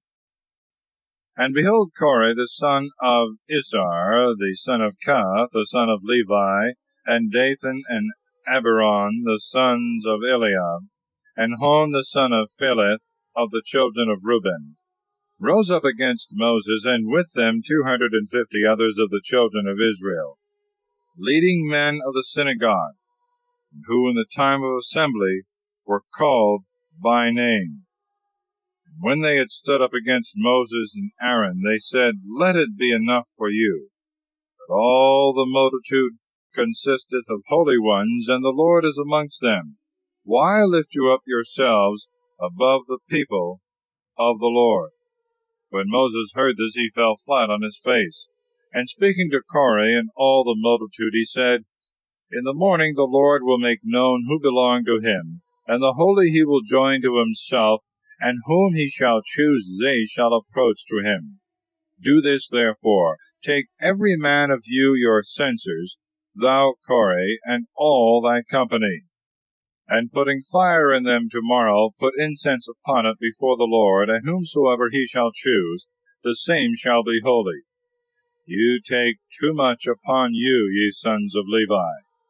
And he said again to Korah, Hear, ye sons of Levi, is it a small thing unto you that the God of Israel hath spared you from all the people, and joined you to himself, that you should serve him in the service of the tabernacle, and should stand before the congregation of the people, and should minister to him? Did he therefore make thee and all thy brethren, the sons of Levi, to approach unto him, that you should challenge to yourselves the priesthood also, and that all thy company should stand against the Lord? For what is Aaron that you murmur against him? Then Moses sent to call Dathan and Abiram, the sons of Eliab. But they answered, We will not come. Is it a small matter to thee that thou hast brought us out of a land that flowed with milk and honey, to kill us in the desert, except thou rule also like a lord over us? Thou hast brought us indeed into a land that floweth with rivers of milk and honey, and hast given us possessions of fields and vineyards. Wilt thou also pull out our eyes? We will not come.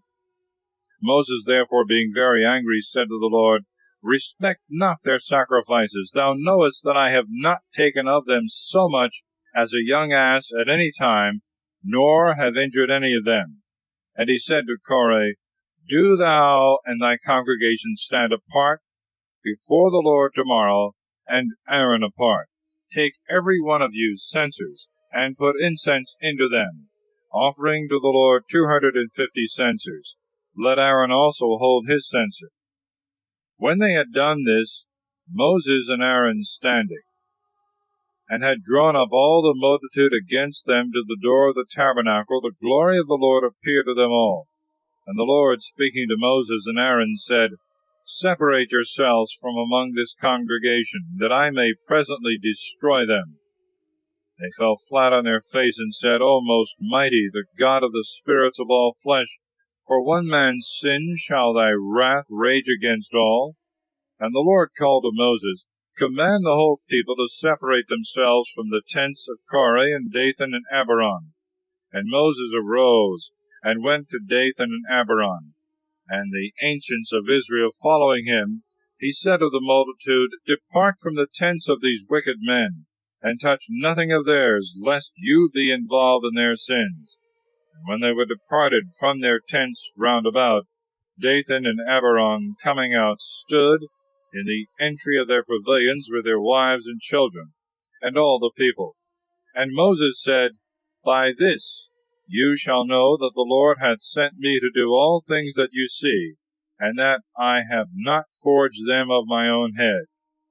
These men die the common death of men, and if they be visited with a plague, wherewith others also are wont to be visited, the Lord did not send me. But if the Lord do a new thing, and the earth opening her mouth swallowed them down, and all things that belong to them, and they go down alive into hell, you shall know that they have blasphemed the Lord. And immediately as he had made an end of speaking, the earth broke asunder under their feet, and opening her mouth, devoured them with their tents and all their substance. And they went down alive into hell, the ground closing upon them, and they perished from among the people.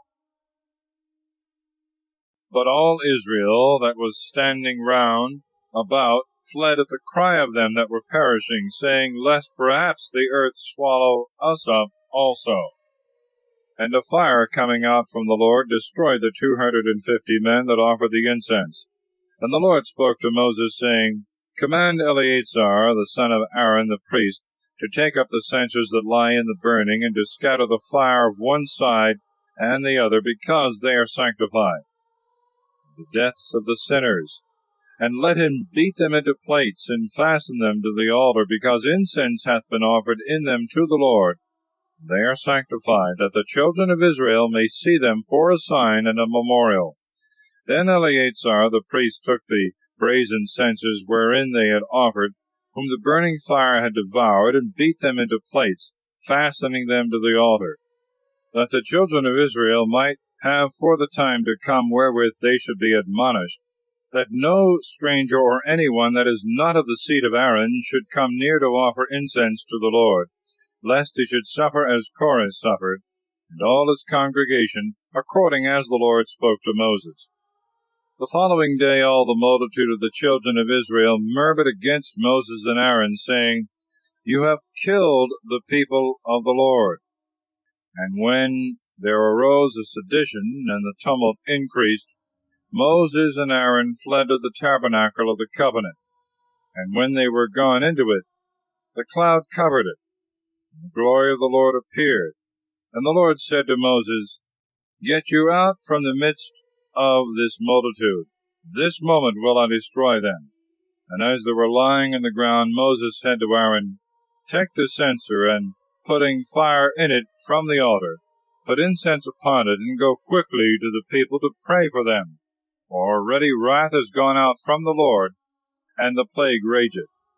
When Aaron had done this, and had run to the midst of the multitude, which the burning fire was now destroying, he offered the incense. And standing between the dead and the living, he prayed for the people, and the plague ceased. The number of them that were slain was 14,700 men, besides them that had perished in the sedition of Korah. And Aaron returned to Moses to the door of the tabernacle of the covenant after the destruction was over.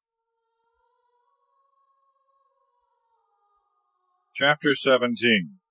The priesthood is confirmed to Aaron by the miracle of the blooming of his rod, which is kept for a monument in the tabernacle.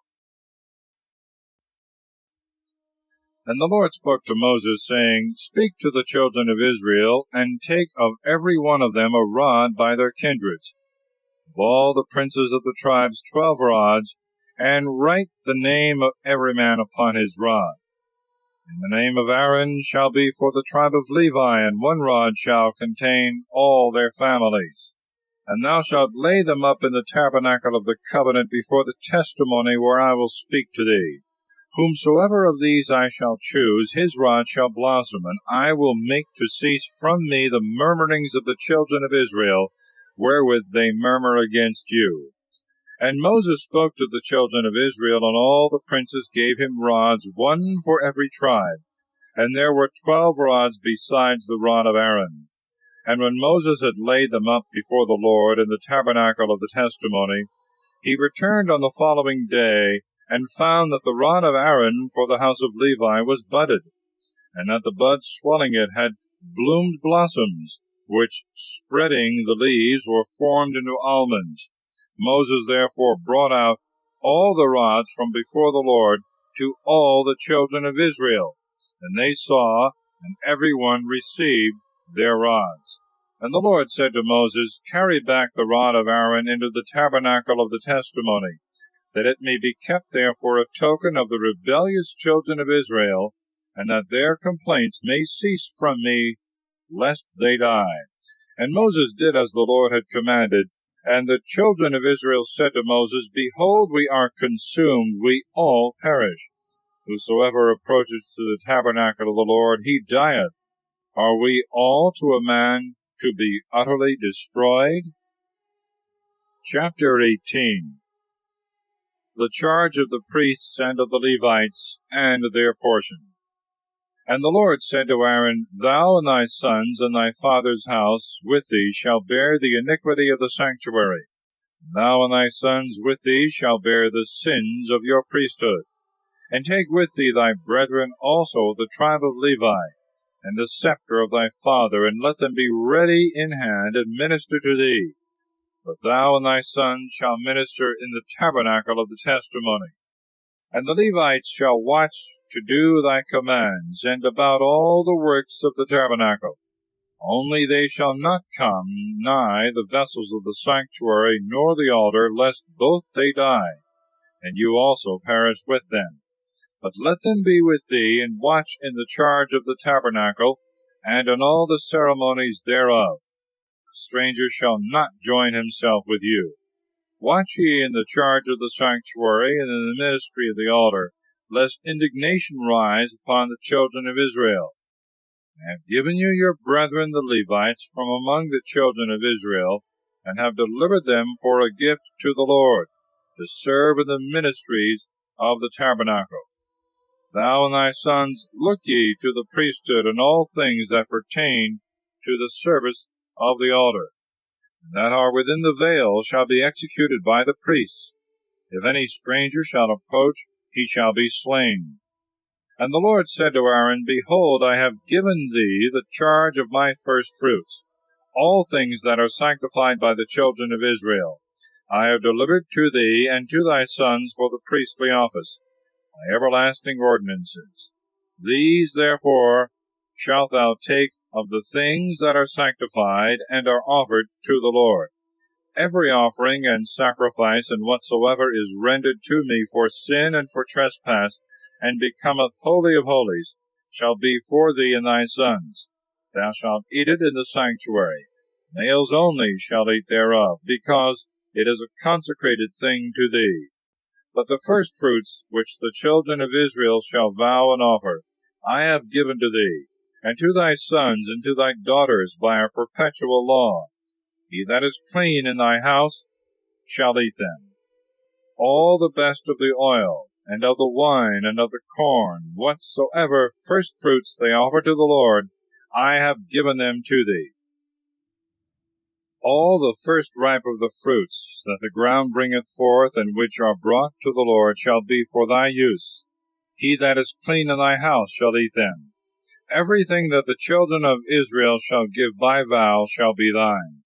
Whatsoever is firstborn of all flesh, which they offer to the Lord, whether it be of men or of beasts, shall belong to thee.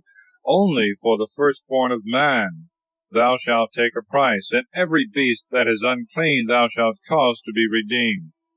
And the redemption of it shall be after 1 month for 5 sickles of silver, by the weight of the sanctuary.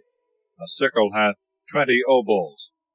But the firstling of a cow, and of a sheep, and of a goat thou shalt not cause to be redeemed, because they are sanctified to the Lord. Their blood only thou shalt pour upon the altar, and their fat thou shalt burn for a most sweet odor to the Lord. But the flesh shall fall to thy use as the consecrated breast, and the right shoulder shall be thine. All the firstfruits of the sanctuary which the children of Israel offer to the Lord, I have given to thee and to thy sons and daughters by a perpetual ordinance. It is a covenant of salt forever before the Lord, to thee and to thy sons. And the Lord said to Aaron, You shall possess nothing in their land, neither shall you have a portion among them. I am thy portion and inheritance in the midst of the children of Israel. And I have given to the sons of Levi all the tithes of Israel for a possession, for the ministry wherewith they serve me in the tabernacle of thy covenant. The children of Israel may not approach any more to the tabernacle, nor commit deadly sin. But only the sons of Levi may serve me in the tabernacle, and bear the sins of the people. It shall be an everlasting ordinance in your generations. They shall not possess any other thing, but be content with the oblation or tithes which I have separated for their uses and necessities. And the Lord spoke to Moses, saying, Command the Levites, and declare unto them, When you shall receive of the children of Israel the tithes which I have given you, offer the firstfruits of them to the Lord, that is to say, the 10th part of the 10th, that it may be reckoned to you as an oblation of firstfruits, as well as of the barn floors, as of the winepresses. And of all the things of which you receive tithes, offer the firstfruits to the Lord, and give them to Aaron the priest. All the things that you shall offer of the tithes, and shall separate for the gifts of the Lord, shall be the best and choicest things. And thou shalt say to them, If you offer all the goodly and the better things of the tithes, it shall be reckoned to you, as if you had given the first fruits of the barn floor and the winepress. And you shall eat them in all your places, both you and your families, because it is your reward for the ministry wherewith you serve in the tabernacle of the testimony. And you shall not sin in this point, by reserving the choicest and fat things to yourselves, lest you profane the oblations of the children of Israel, and die. Chapter 19. The law of the sacrifice of the red cow, and the water of expiation. And the Lord spoke to Moses and Aaron, saying, This is the observance of the victim which the Lord hath ordained. Command the children of Israel that they bring unto thee a red cow of full age, in which there is no blemish, and which hath not carried the yoke. And you shall deliver her to Eleazar the priest, who shall bring her forth without the camp, and shall immolate her in the sight of all. And dipping his finger in her blood, shall sprinkle it over against the door of the tabernacle 7 times. And shall burn her in the sight of all, delivering up to the fire her skin, and her flesh, and her blood, and her dung. The priest shall also take cedar wood, and hyssop, and scarlet twice dyed, and cast it into the flame with which the cow is consumed. And then after washing his garments and body, he shall enter into the camp, and shall be unclean until the evening. He also that hath burned her shall wash his garments and his body, and shall be unclean until the evening. And a man that is clean shall gather up the ashes of the cow, and shall pour them forth without the camp in a most clean place, that they may be reserved for the multitude of the children of Israel, and for a water of aspersion, because the cow was burnt for sin. And when he that carried the ashes of the cow hath washed his garments, he shall be unclean until the evening. Children of Israel and the strangers that dwell among them shall observe this for a holy thing by a perpetual ordinance. He that toucheth the corpse of a man, and is therefore unclean 7 days, shall be sprinkled with this water on the 3rd day, and on the 7th, and so shall be cleansed. If he were not sprinkled on the 3rd day, he cannot be cleansed on the 7th. Every one that toucheth the corpse of a man, and is not sprinkled with this mixture, shall profane the tabernacle of the Lord, and shall perish out of Israel. Because he was not sprinkled with the water of expiation, he shall be unclean, and his uncleanness shall remain upon him. This is the law of a man that dieth in a tent. All that go into his tent, and all the vessels that are there, shall be unclean 7 days. The vessel that hath no cover, nor binding over it, shall be unclean. If any man in the field touch the corpse of a man that was slain, or that died of himself, or his bone, or his grave, he shall be unclean 7 days. And they shall take of the ashes of the burning and of the sin offering, and shall pour living waters upon them into a vessel. And a man that is clean shall dip hyssop in them, and shall sprinkle therewith all the tent, and all the furniture, and the men that are defiled with touching any such thing. And in this manner he that is clean shall purify the unclean on the 3rd and on the 7th day. And being expiated the 7th day, he shall wash both himself and his garments, and be unclean until the evening. If any man be not expiated after this rite, his soul shall perish out of the midst of the church, because he hath profaned the sanctuary of the Lord, and was not sprinkled with the water of purification. This precept shall be an ordinance forever. He also that sprinkled the water shall wash his garments. Every one that shall touch the waters of expiation shall be unclean until the evening. Whatsoever person toucheth who is unclean, he shall make it unclean. And the person that toucheth any of these things shall be unclean until the evening.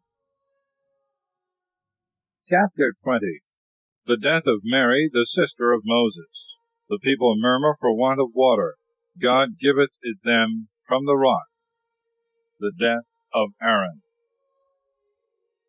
And the children of Israel and all the multitude came into the desert of Sin in the 1st month.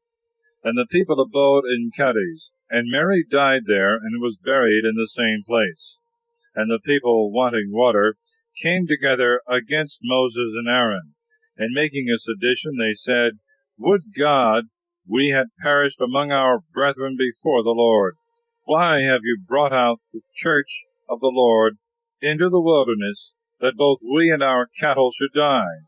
Why have you made us come up out of Egypt, and have brought us into this wretched place, which cannot be sowed, nor bringeth forth figs, nor vines, nor pomegranates, neither is there any water to drink? And Moses and Aaron, leaving the multitude, went into the tabernacle of the covenant, and fell flat upon the ground, and cried to the Lord, and said, O Lord God, hear the cry of this people, and open to them thy treasure, a fountain of living water, that being satisfied they may cease to murmur. And the glory of the Lord appeared over them. And the Lord spoke to Moses, saying, Take the rod, and assemble the people together, thou and Aaron thy brother, and speak to the rock before them, and it shall yield waters. And when thou hast brought forth water out of the rock, all the multitude and their cattle shall drink. Moses therefore took the rod which was before the Lord, as he had commanded him, and having gathered together the multitude before the rock, he said to him, Hear, ye rebellious and incredulous, can we bring you forth water out of this rock? And when Moses had lifted up his hand and struck the rock twice with the rod, there came forth water in great abundance, so that the people and their cattle drank. And the Lord said to Moses and Aaron, Because you have not believed me to sanctify me before the children of Israel, you shall not bring these people into the land which I will give them. This is the water of contradiction, where the children of Israel strove with words against the Lord, and he was sanctified in them. In the meantime Moses sent messengers from Cadiz to the king of Edom, to say, Thus saith thy brother Israel, Thou knowest all the labor that hath come upon us, in what manner our fathers went down into Egypt, and there we dwelt a long time. The Egyptians afflicted us and our fathers. And how we cried to the Lord, and he heard us, and sent an angel, who hath brought us out of Egypt. Lo, we are now in the city of Cadiz, which is in the uttermost of thy borders. We beseech thee that we may have leave to pass through thy country. We will not go through the fields, nor through the vineyards. We will not drink the waters of thy wells, but we will go by the common highway, neither turning aside to the right hand, nor to the left, till we are past thy borders. And Edom answered them, Thou shalt not pass by me. If thou dost, I will come out armed against thee.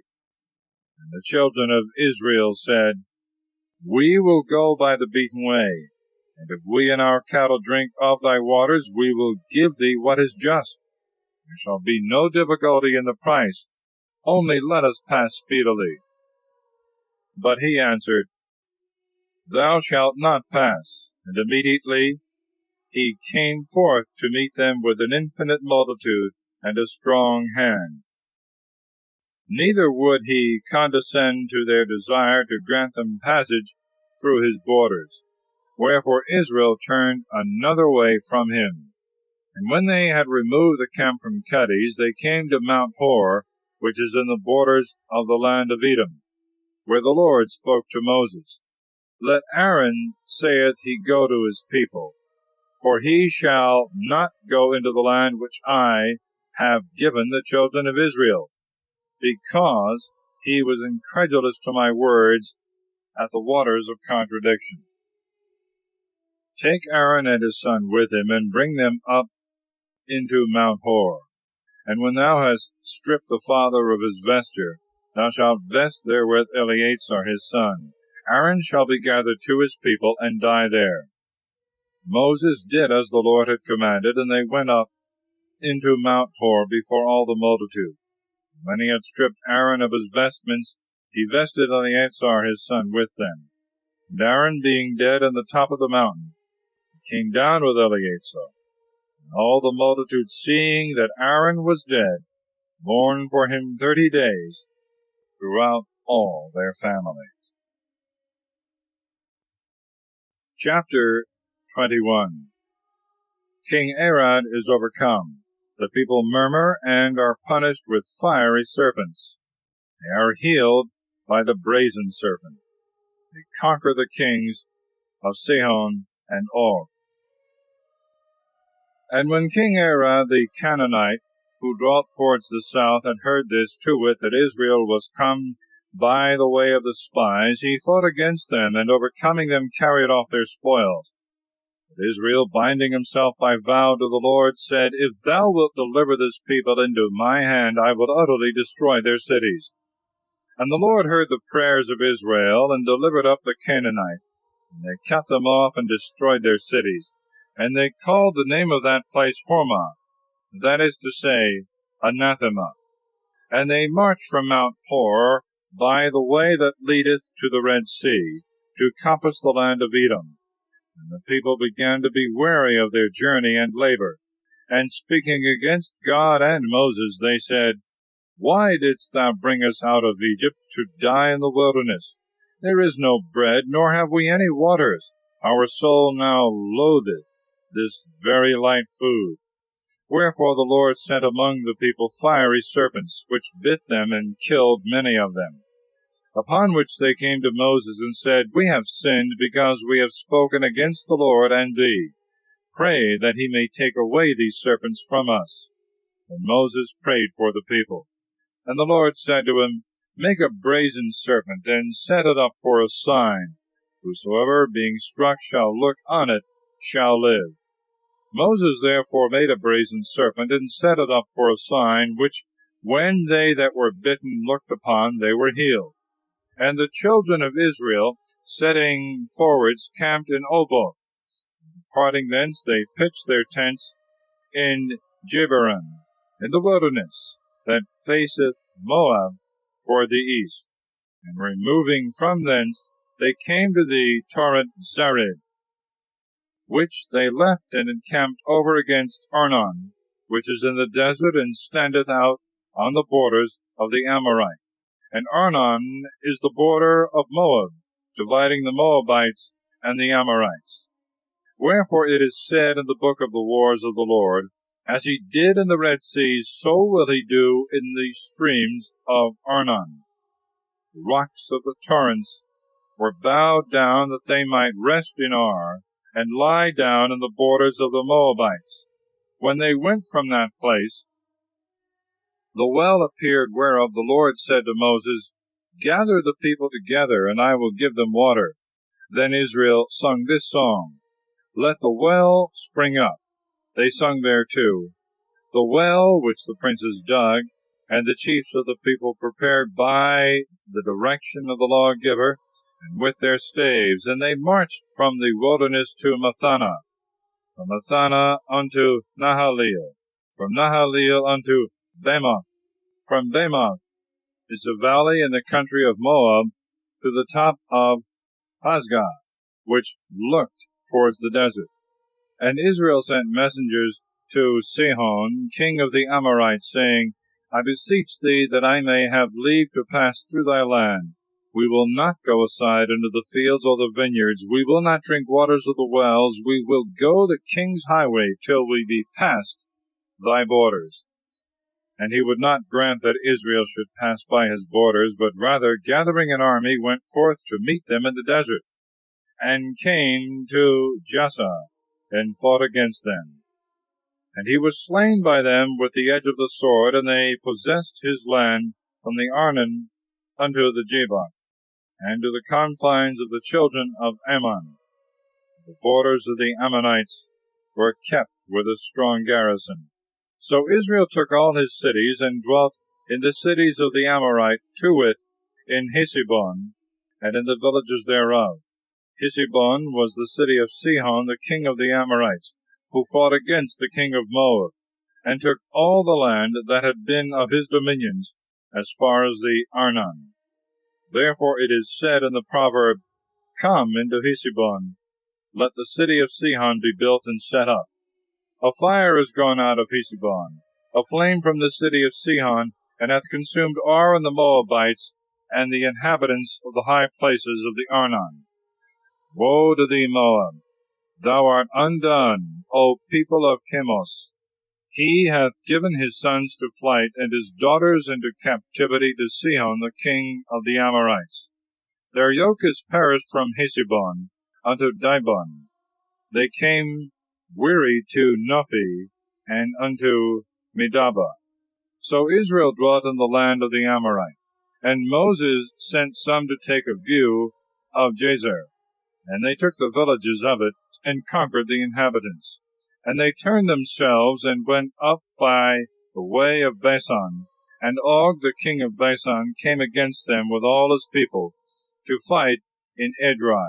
And the Lord said to Moses, Fear him not, for I have delivered him and all his people and his country into thy hand. And thou shalt do to him as thou didst to Sihon the king of the Amorites, the inhabitant of Heshbon.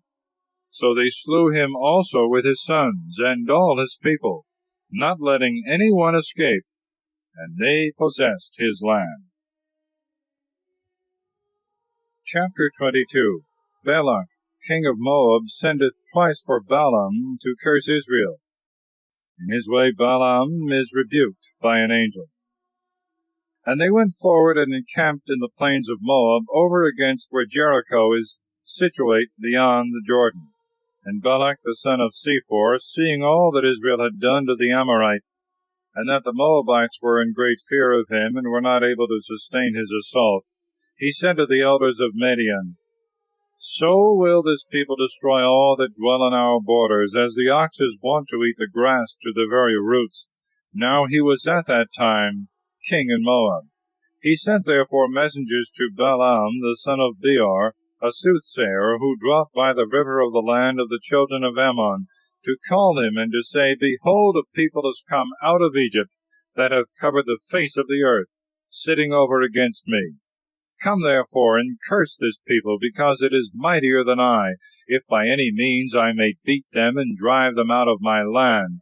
For I know that he whom thou shalt bless is blessed, and he whom thou shalt curse is cursed. And the ancients of Moab and the elders of Midian went with the price of divination in their hands. And when they were come to Balaam, and had told him all the words of Balak, he answered, Tarry here this night, and I will answer whatsoever the Lord shall say to me. While they stayed with Balaam, God came and said to him, What mean these men that are with thee? He answered, Balak the son of Sephor, king of the Moabites, hath sent to me, saying, Behold, a people that is come out of Egypt hath covered the face of the land. Come and curse them, if by any means I may fight with them and drive them away. And God said to Balaam, Thou shalt not go with them, nor shalt thou curse the people, because it is blessed. And he rose in the morning and said to the princes, Go into your country, because the Lord hath forbid me to come with you. Princes returning said to Balak, Balaam would not come with us. Then he sent many more, and more noble than he had sent before, who, when they were come to Balaam, said, Thus saith Balak the son of Zippor, Delay not to come to me, for I am ready to honor thee, and will give thee whatsoever thou wilt. Come and curse this people. Balaam answered, If Balak would give me his house full of silver and gold, I cannot alter the word of the Lord my God to speak either more or less. I pray you to stay here this night also, that I may know what the Lord will answer me once more. God therefore came to Balaam in the night, and said to him, If these men be come to call thee, arise and go with them, yet so that thou do what I shall command thee. Balaam arose in the morning, and saddling his ass, went with them. And God was angry, and an angel of the Lord stood in the way against Balaam, who sat on the ass, and had 2 servants with him. The ass, seeing the angel standing in the way with a drawn sword, turned herself out of the way, and went into the field. And when Balaam beat her, and had a mind to bring her again to the way, the angel stood in a narrow place between 2 walls, wherewith the vineyards were enclosed. And the ass, seeing him, thrust herself close to the wall, and bruised the foot of the rider. But he beat her again. Nevertheless, the angel, going on to a narrow place, where there was no way to turn aside either to the right hand or to the left, stood to meet him. And when the ass saw the angel standing, she fell under the feet of the rider, who, being angry, beat her sides more vehemently with a staff. And the Lord opened the mouth of the ass, and she said, What have I done to thee? Why strikest thou me, lo, now this 3rd time? Balaam answered, Because thou hast deserved it, and hast served me ill. I would I had a sword, that I might kill thee. The ass said, Am not I thy beast, on which thou hast been always accustomed to ride until this present day? Tell me if I ever did the like thing to thee. But he said, Never. Forthwith the Lord opened the eyes of Balaam, and he saw the angel standing in the way with a drawn sword, and he worshipped him, falling flat on the ground. And the angel said to him, Why beatest thou thy ass these 3 times? I am come to withstand thee, because thy way is perverse and contrary to me. And unless the ass had turned out of the way, giving place to me who stood against thee, I had slain thee, and she should have lived. Balaam said, I have sinned, not knowing that thou didst stand against me. And now if it displease thee that I go, I will return. The angel said, Go with these men, and see thou speak no other thing than what I shall command thee. He went therefore with the princes. And when Balak heard it, he came forth to meet him in a town of the Moabites, that is situate in the uppermost borders of Arnon. And he said to Balaam, I sent messengers to call thee. Why didst thou not come immediately to me? Was it because I am not able to reward thy coming? He answered him, Lo, here I am. Shall I have power to speak any other thing but that which God shall put in thy mouth? So they went on together, and came into a city that was in the uttermost borders of his kingdom. And when Balak had killed oxen and sheep, he sent presents to Balaam, and to the princes that were with him. And when morning was come, he brought him to the high places of Baal, and he beheld the uttermost part of the people. Chapter 23. Balaam, instead of cursing Israel, is obliged to bless them and prophesy good things of them. And Balaam said to Balak, Build me here 7 altars, and prepare as many calves, and the same number of rams. When he had done according to the word of Balaam, they laid together a calf and a ram upon every altar. And Balaam said to Balak, Stand a while by thy burnt offering until I go, to see if perhaps the Lord will meet me. Whatsoever he shall command, I will speak to thee. When he was gone with speed, God met him. And Balaam, speaking to him, said, I have erected 7 altars, and have laid on every one a calf and a ram. And the Lord put the word in his mouth, and said, Return to Balak, and thus shalt thou speak. Returning, he found Balak standing by his burnt offering, with all the princes of the Moabites. And taking up his parable, he said, Balak, king of the Moabites, hath brought me from Aram, from the mountains of the east. Come, said he, and curse Jacob, make haste and detest Israel. How shall I curse him whom God hath not cursed? By what means should I detest him whom the Lord detesteth not? I shall see him from the tops of the rocks, and shall consider him from the hills. This people shall dwell alone, and shall not be reckoned among the nations. Who can count the dust of Jacob, and know the number of the stock of Israel? Let my soul die the death of the just, and my last end be like to them. And Balak said to Balaam, What is this that thou dost? I sent for thee to curse my enemies, and thou contrariwise blesses them. He answered him, Can I speak anything else but what the Lord commandeth? Balak therefore said, Come with me to another place, from whence thou mayest see part of Israel, and canst not see them all. Curse them from thence.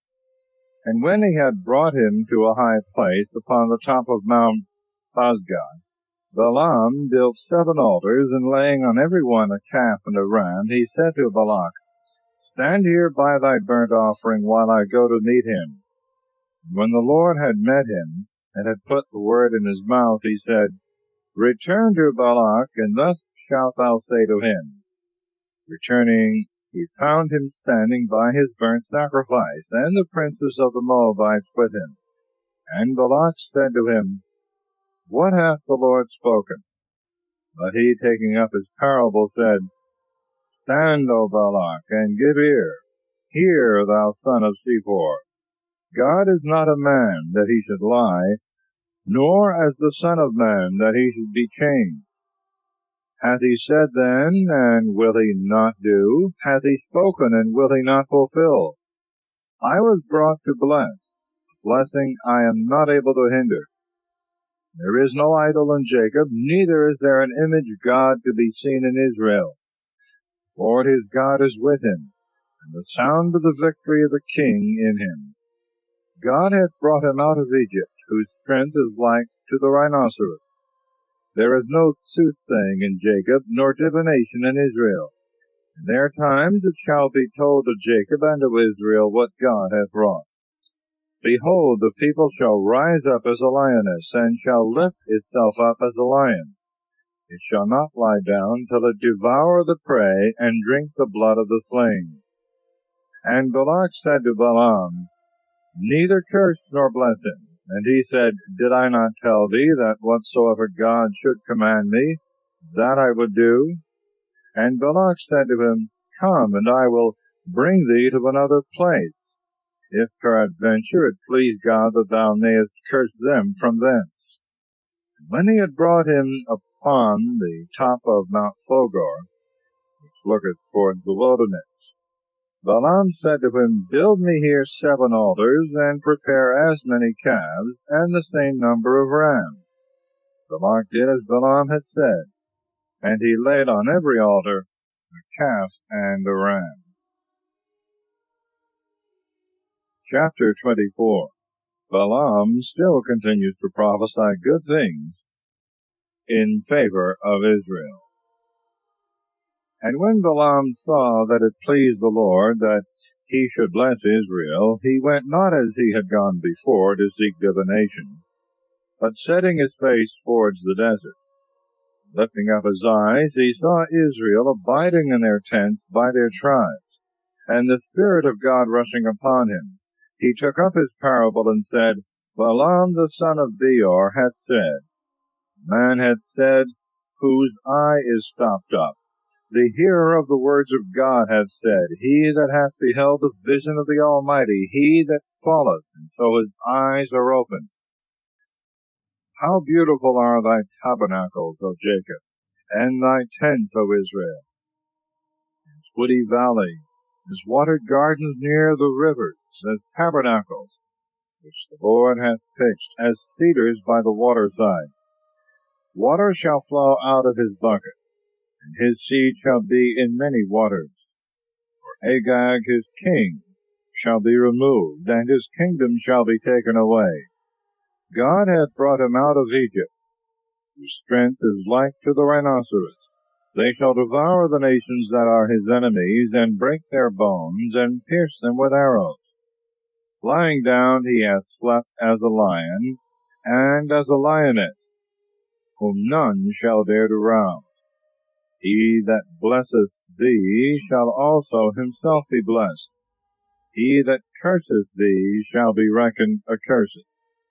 And Balak, being angry against Balaam, clapped his hands together and said, I called thee to curse my enemies, and thou, on the contrary, hast blessed them 3 times. Return to thy place. I had determined indeed greatly to honor thee. The Lord hath deprived thee of the honor designed for thee.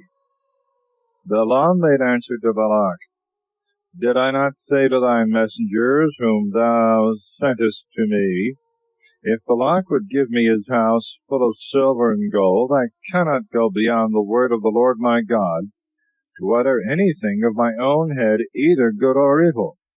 But whatsoever the Lord shall say, that I will speak. But yet going to my people, I will give thee counsel, what this people shall do to thy people in the latter days. Therefore, taking up his parable, again he said, Balaam the son of Beor hath said, Man whose eye is stopped up hath said, The hearer of the words of God hath said, Who knoweth the doctrine of the highest, and seeth the visions of the Almighty, who falling hath his eyes opened. I shall see him, but not now. I shall behold him, but not near. A star shall rise out of Jacob, and a scepter shall spring up from Israel, and shall strike the chiefs of Moab, and shall waste all the children of Seth. And he shall possess Idumea. The inheritance of Seir shall come to their enemies, but Israel shall do manfully. Out of Jacob shall he come, that shall rule, and shall destroy the remains of the city. And when he saw Amalek, he took up his parable, and said, Amalek, the beginning of nations, whose latter end shall be destroyed. And he saw also the Sinite, and took up his parable, and said, Thy habitation indeed is strong, but though thou build thy nest in a rock, and thou be chosen of the stock of sin, how long shalt thou be able to continue? For Asor shall take thee captive. And taking up his parable, again he said, Alas, who shall live when God shall do these things? They shall come in galleys from Italy. They shall overcome the Assyrians, and shall waste the Hebrews, and at the last they themselves also shall perish. And Balaam rose and returned to his place. Balak also returned the way that he came. Chapter 25. The people fall into fornication and idolatry, for which 24,000 are slain. The zeal of Phinehas. And Israel at that time abode in Shittim, and the people committed fornication with the daughters of Moab, who called them to their sacrifices, and they ate of them, and adored their gods. And Israel was initiated to Beelphegor, upon whom the Lord, being angry, said to Moses, Take all the princes of the people, and hang them up on gibbets against the sun, that my fury may be turned away from Israel. And Moses said to the judges of Israel, Let every man kill his neighbors that have been initiated to Beelzebub. And behold, one of the children of Israel went in before his brethren to a harlot of Midian, in the sight of Moses, and of all the children of Israel, who were weeping before the door of the tabernacle. And when Phinehas, the son of Eleazar, the son of Aaron, the priest, saw it, he rose up from the midst of the multitude, and taking a dagger, went in after the Israelite into the brothel house, and thrust both of them through together, to wit, the man and the woman, in the genital parts. And the scourge ceased from the children of Israel. And there were slain 24,000 men. And the Lord said to Moses, Phinehas, the son of Eleazar, the son of Aaron the priest, hath turned away my wrath from the children of Israel, because he was moved with my zeal against them, that I myself might not destroy the children of Israel in my zeal. Therefore say to him, Behold, I give him the peace of my covenant, and the covenant of the priesthood forever shall be both to him and his seed, because he hath been zealous for his God, and hath made atonement for the wickedness of the children of Israel. And the name of the Israelite that was slain with the woman of Midian was Zambri the son of Salu, a prince of the kindred and tribe of Simeon. And the Midianite woman that was slain with him was called Cosbi, the daughter of Sur, a most noble prince among the Midianites. And the Lord spoke to Moses, saying, Let the Midianites find you their enemies, and slay you them, because they also have acted like enemies against you, and have guilefully deceived you by the idol Phogor. And Cosbi, their sister, a daughter of a prince of Midian, who was slain in the day of the plague for the sacrilege of Phogor. Chapter 26. The people are again numbered by their tribes and families. After the blood of the guilty was shed, the Lord said to Moses and to Eleazar the son of Aaron the priest, Number the whole sum of the children of Israel from 20 years old and upward, by their houses and kindreds, all that are able to go forth to war. Moses therefore and Eleazar the priest, being in the plains of Moab, upon the Jordan over against Jericho, spoke to them that were from 20 years old and upward, as the Lord had commanded. This is the number of them. Reuben, the firstborn of Israel, his sons were Henoch, of whom is the family of the Henochites, and Phallu, of whom is the family of the Phalluites, and Hezron, of whom is the family of the Hezronites, and Carmi, of whom is the family of the Carmites. These are the families of the stock of Reuben, whose number was found to be 43,730. The son of Phallu was Eliab. His sons were Nemuel, and Dathan, and Abiram. These are Dathan and Abiram, the princes of the people, rose against Moses and Aaron in the sedition of Korah, when they rebelled against the Lord. And the earth, opening her mouth, swallowed up Korah, many others dying, when the fire burned 250 men. There was a great miracle wrought, that when Korah perished, his sons did not perish. Sons of Simeon by their kindreds, Nemuel, him is the family of the Nemuelites. Jamin, of him is the family of the Jaminites. Jachim, him is the family of the Jachamites. Zari, him is the family of the Zarites. Saul, him is the family of the Saulites. These are the families of the stock of Simeon, of which the whole number was 22,200. The sons of Gad by their kindreds, Cephon, of him is the family of the Cephonites. Agi, of him is the family of the Agites. Sunai, of him is the family of the Sunites. Ozni, of him is the family of the Oznites. Her, of him is the family of the Herites. Arad, of him is the family of the Aradites. Ariel, of him is the family of the Arielites. These are the families of Gad, of which the whole number was 40,500. The sons of Judah, Er and Onan, who both died in the land of Canaan. And the sons of Judah by their kindreds were Selah, of whom is the family of the Selaites; Phares, of whom is the family of the Pharesites; Zeri, of whom is the family of the Zerites. Moreover, the sons of Phares were Hesron, of whom is the family of the Hesronites, and Hamul, of whom is the family of the Hamulites. These are the families of Judah, of which the whole number was 76,500. The sons of Issachar by their kindreds: Thola, of whom is the family of the Tholoites; Phua, of whom is the family of the Phuaites; Jasub, of whom is the family of the Jasubites; Simran, of whom is the family of the Simranites. These are the kindreds of Issachar, whose number was 64,300. The sons of Zebulun by their kindreds: Sarid, of whom is the family of the Saradites; Elon, of whom is the family of the Elonites; Jalel, of whom is the family of the Jalelites.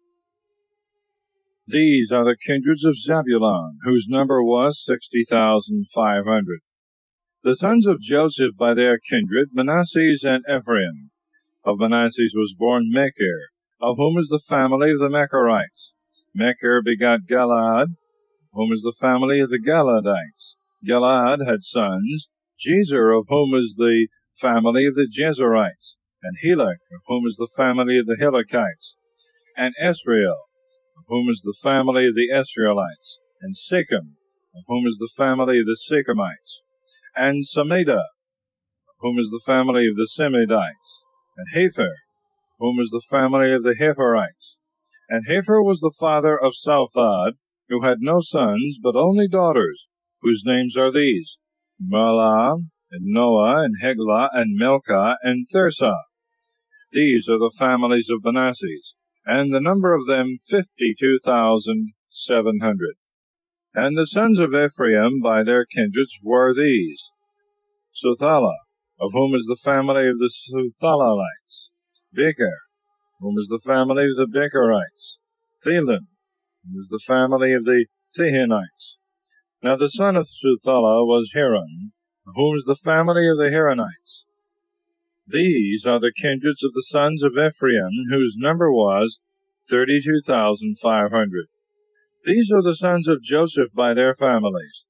Sons of Benjamin and their kindreds: Bela, of whom is the family of the Belaites; Asbel, of whom is the family of the Asbelites; Aharim, of whom is the family of the Aharimites; Supham, of whom is the family of the Suphamites; Hupham, of whom is the family of the Huphamites. The sons of Bela: Herod and Noaman.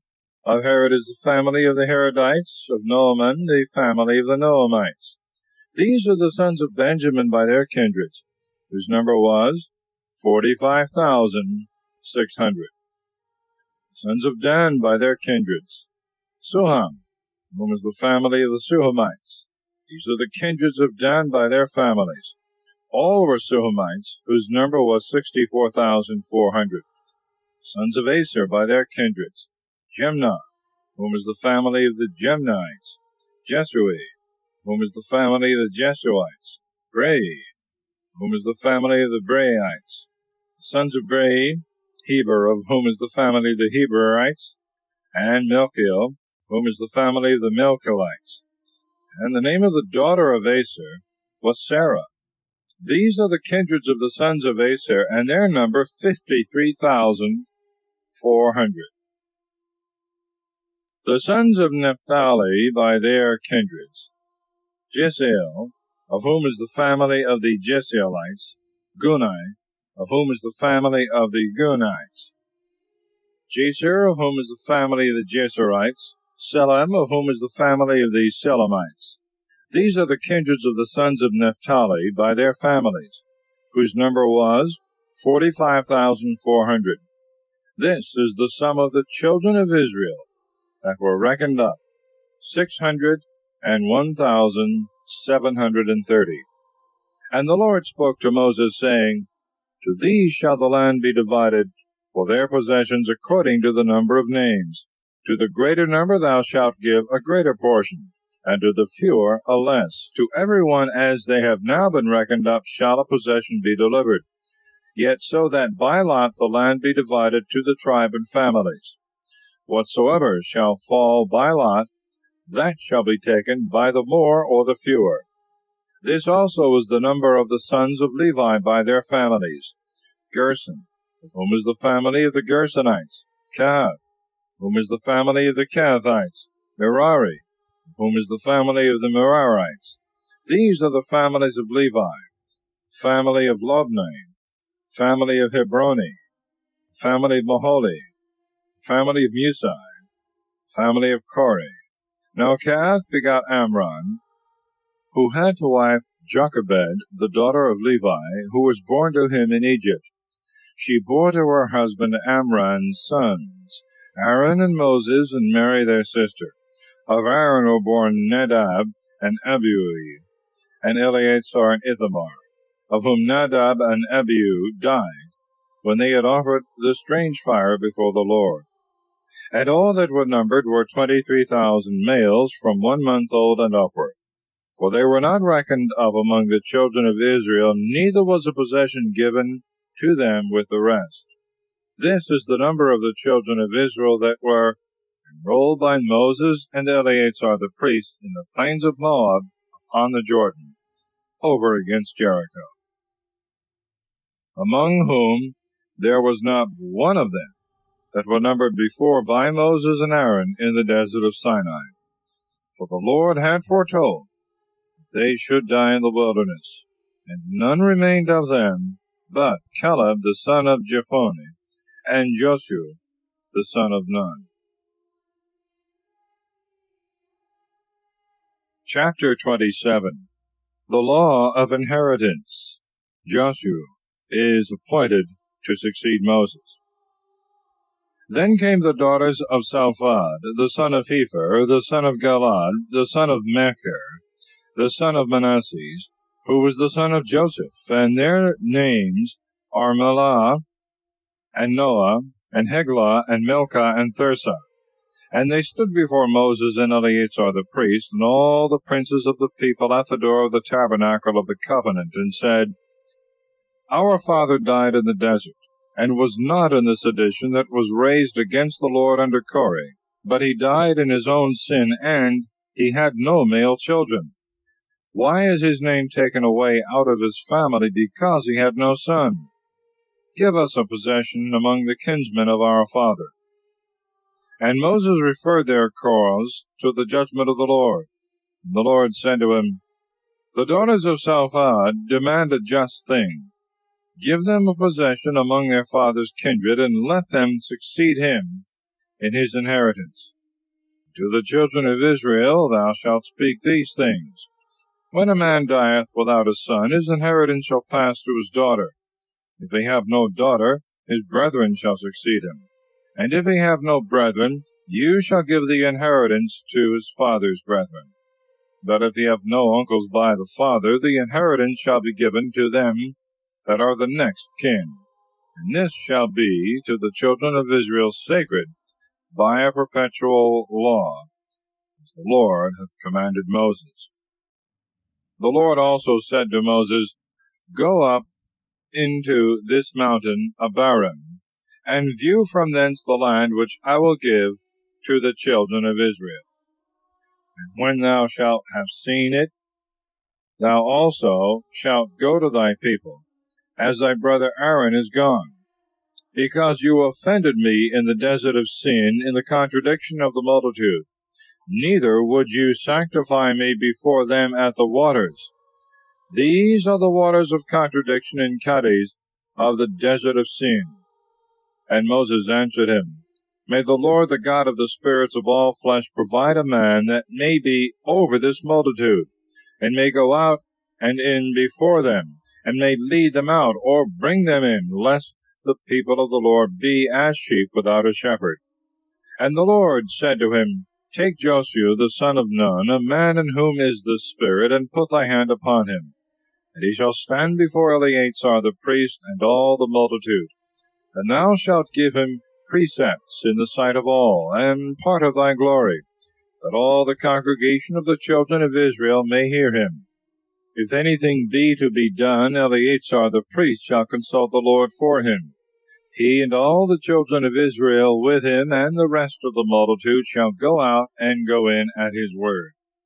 Moses did as the Lord had commanded. When he had taken Joshua, he set him before Eleazar the priest, and all the assembly of the people. And laying his hands on his head, he repeated all things that the Lord had commanded. Chapter 28.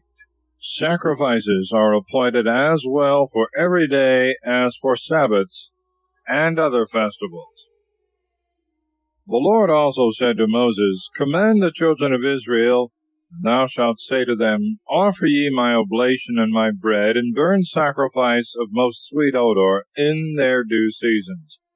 These are the sacrifices which you shall offer: 2 lambs of a year old without blemish every day, for the perpetual holocaust.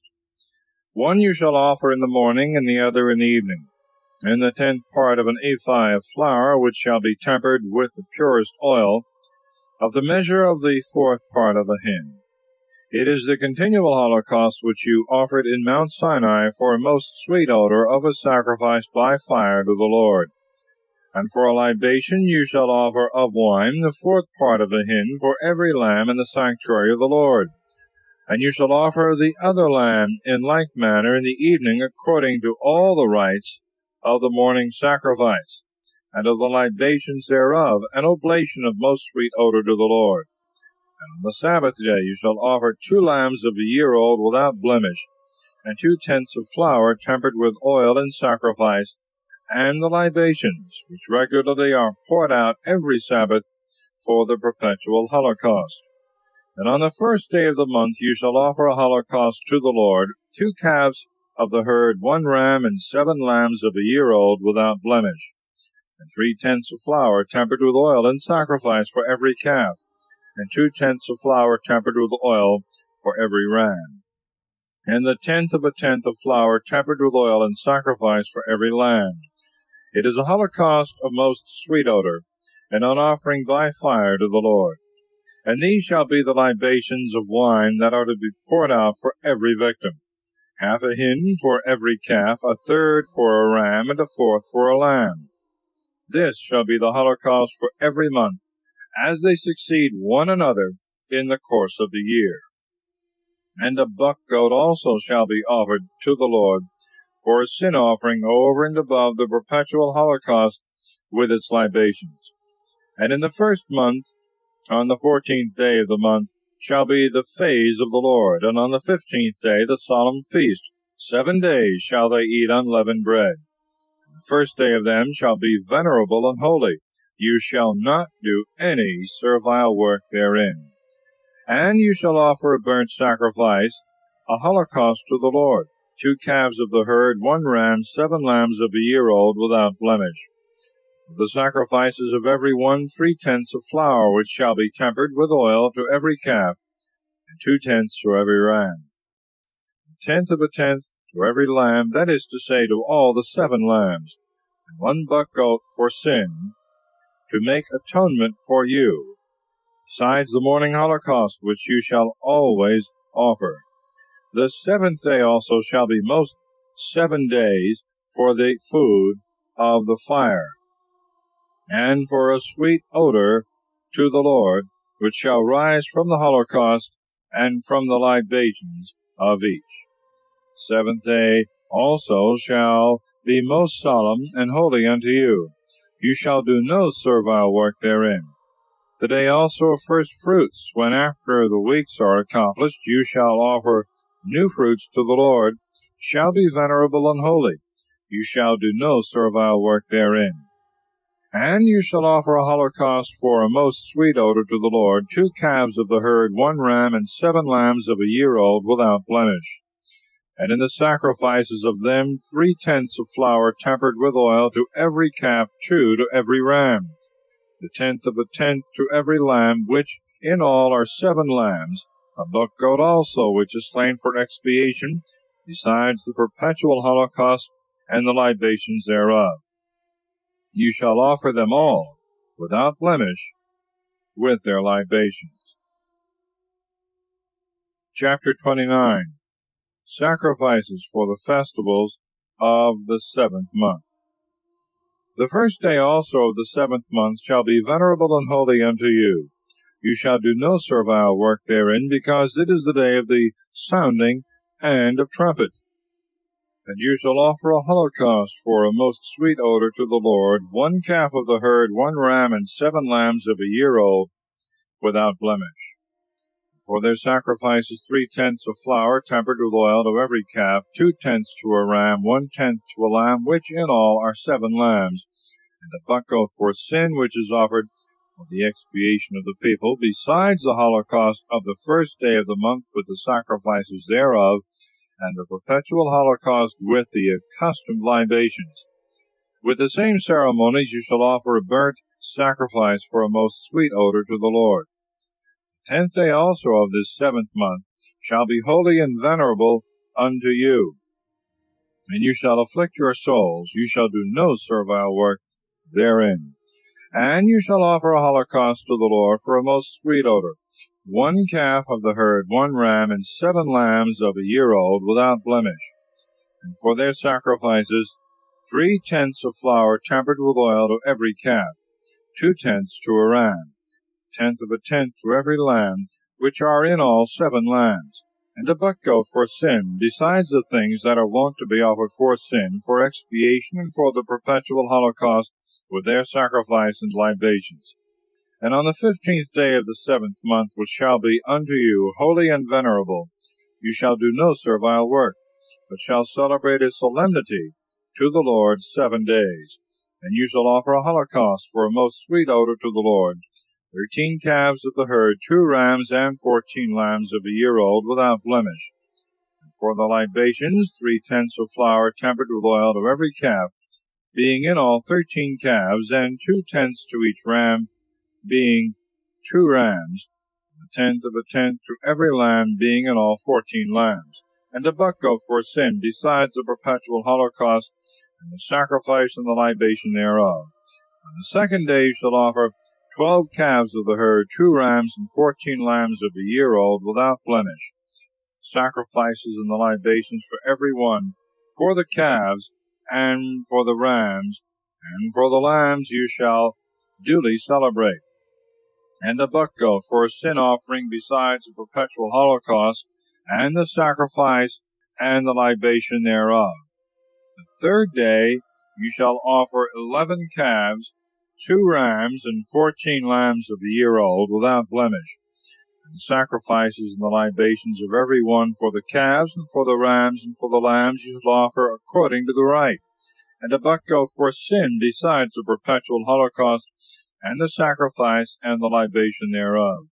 The 4th day you shall offer 10 calves, 2 rams, and 14 lambs of a year old, without blemish, and the sacrifices and the libations of every one, for the calves, and for the rams, and for the lambs you shall celebrate in right manner, and a buck goat for sin, besides the perpetual holocaust, and the sacrifice and the libation thereof.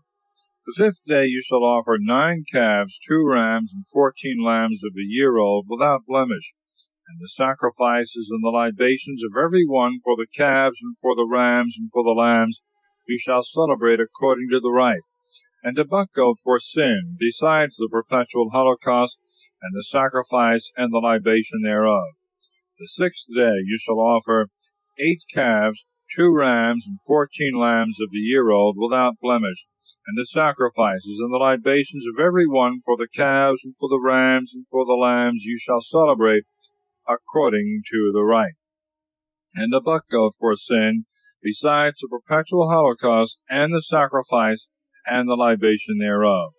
The 7th day you shall offer 7 calves, and 2 rams, and 14 lambs of a year old, without blemish, and the sacrifices and the libations of every one, for the calves, and for the rams, and for the lambs you shall celebrate according to the right, and a buck goat for sin, besides the perpetual holocaust, and the sacrifice and the libation thereof. On the 8th day, which is most solemn, you shall do no servile work, but you shall offer a holocaust for a most sweet odor to the Lord, 1 calf, 1 ram, and 7 lambs of a year old, without blemish. The sacrifices and the libations of every one for the calves and for the rams and for the lambs you shall celebrate according to the rite, and a buck goat for sin, besides a perpetual holocaust, and the sacrifice and the libation thereof. These things shall you offer to the Lord in your solemnities, besides your vows and voluntary oblations for holocaust, for sacrifice, for libation, and for victims of peace offerings. Chapter 30. Of vows and oaths and their obligation. And Moses told the children of Israel all that the Lord had commanded him. And he said to the princes of the tribes of the children of Israel, This is the word that the Lord hath commanded. If any man make a vow to the Lord, or bind himself by an oath, he shall not make his word void, but shall fulfill all that he promised.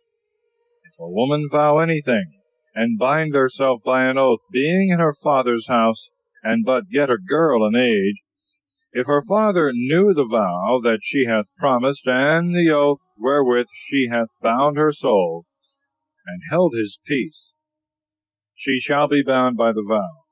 Whatsoever she promised and swore, she shall fulfill indeed. But if her father, immediately as soon as he heard it, gainsayed it, both her vows and her oaths shall be void, neither shall she be bound to what she promised, because her father hath gainsayed it. If she have a husband, and shall vow anything, and the word once going out of her mouth shall bind her soul by an oath, they that her husband shall hear it, and not gainsay it, she shall be bound to the vow, and shall give whatsoever she promised. But if as soon as he heareth he gainsay it, and make her promises, and the words wherewith she had bound her soul of no effect, the Lord will forgive her. The widow, she that is divorced, shall fulfill whatsoever they vow. If a wife in the house of her husband hath bound herself by vow and by oath, if her husband hear, hold his peace, and doth not disallow the promise, she shall accomplish whatsoever she had promised. But if forthwith he gainsay it, she shall not be bound by the promise, because her husband gainsaid it, and the Lord will be merciful to her. If she vow and bind herself by oath, to afflict her soul by fasting or abstinence from other things, it shall depend on the will of her husband, whether she shall do it or not do it. But if the husband hearing it hold his peace, and defer the declaring his mind till another day, whatsoever she had vowed and promised, she shall fulfill, because immediately as he heard it, he held his peace. But if he gainsay it after that he knew it, he shall bear her iniquity. These are the laws which the Lord appointed to Moses between the husband and the wife, between the father and the daughter, that is as yet but a girl in age, or that abideth in her father's house. Chapter 31. The Midianites are slain for having drawn the people of Israel into sin. The dividing of the booty. And the Lord spoke to Moses, saying, Revenge first the children of Israel on the Midianites, and so thou shalt be gathered to thy people. And Moses forthwith said, Arm of you men to fight, who may take the revenge of the Lord on the Midianites. Let 1,000 men be chosen out of every tribe of Israel to be sent to the war. And they gave 1,000 of every tribe, that is to say, 12,000 men, well appointed for battle. And Moses sent them with Phinehas, the son of Eleazar the priest, and he delivered to him the holy vessels. and the trumpets to sound. And when they had fought against the Midianites and had overcome them, they slew all the men. And their kings Evi, and Rechem, and Sur, and Hur, and Rebi, 5 princes of the nation. Balaam also, the son of Beor, they killed with the sword. And they took their women and their children captives, and all their cattle, and all their goods, and all their possessions they plundered, and all their cities and their villages and castles they burned. And they carried away the booty, and all that they had taken, both of men and of beasts. And they brought them to Moses and Eleazar the priest, and to all the multitude of the children of Israel. But the rest of the things for use they carried to the camp on the plains of Moab, besides the Jordan, over against Jericho. Moses and Eleazar the priest, and all the princes of the synagogue went forth to meet them without the camp. And Moses, being angry with the chief officers of the army, the tribunes, and the centurions that were come from the battle, said, Why have you saved the women? Are not these they that deceived the children of Israel by the counsel of Balaam, and made you transgress against the Lord by the sin of Phogor, for which also the people was punished? Therefore kill all that are of the male sex, even of the children, and put to death the women that have carnally known men. But the girls and all the women that are virgins, save for yourselves, and stay without the camp 7 days. He that hath killed a man, or touched one that is killed, shall be purified the 3rd day and the 7th day. And of all the spoil, every garment or vessel or anything made for use of the skins or hair of goats or of wood shall be purified.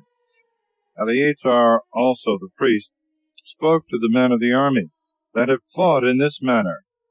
This is the ordinance of the law which the Lord hath commanded Moses. Gold and silver and brass and iron and lead and tin, and all that may pass through the fire, shall be purified by fire, but whatsoever cannot abide the fire shall be sanctified with the water of expiation. And you shall wash your garments the 7th day, and being purified you shall afterwards enter into the camp. And the Lord said to Moses, Take the sum of the things that were taken both of man and beast, thou and Eleazar the priest, and the princes of the multitude, and thou shalt divide the spoil equally between them that fought and went out to the war, and between the rest of the multitude. And thou shalt separate a portion to the Lord from them that fought and were in the battle, 1 soul of 500, as well as of persons, as of oxen and asses and sheep. And thou shalt give it to Eleazar the priest, because they are the firstfruits of the Lord. Out of the moiety also of the children of Israel thou shalt take the 50th head of persons, and of oxen and asses and sheep, and of all beasts, and thou shalt give them to the Levites that watch in the charge of the tabernacle of the Lord. And Moses and Eleazar did as the Lord had commanded. The spoil which the army had taken was 675,000 sheep, 72,000 oxen, 61,000 asses, and 32,000 persons of the female sex that had not known men. And 1/2 was given to them that had been in the battle, to it 337,500 sheep, out of which for the portion of the Lord were reckoned 675 sheep, and out of the 36,000 oxen, 72 oxen, out of the 30,500 asses, 61 asses. Out of the 16,000 persons there fell to the portion of the Lord 32 souls. And Moses delivered the number of the first fruits of the Lord to Eleazar the priest, as had been commanded him, out of the half of the children of Israel which he had separated for them that had been in the battle.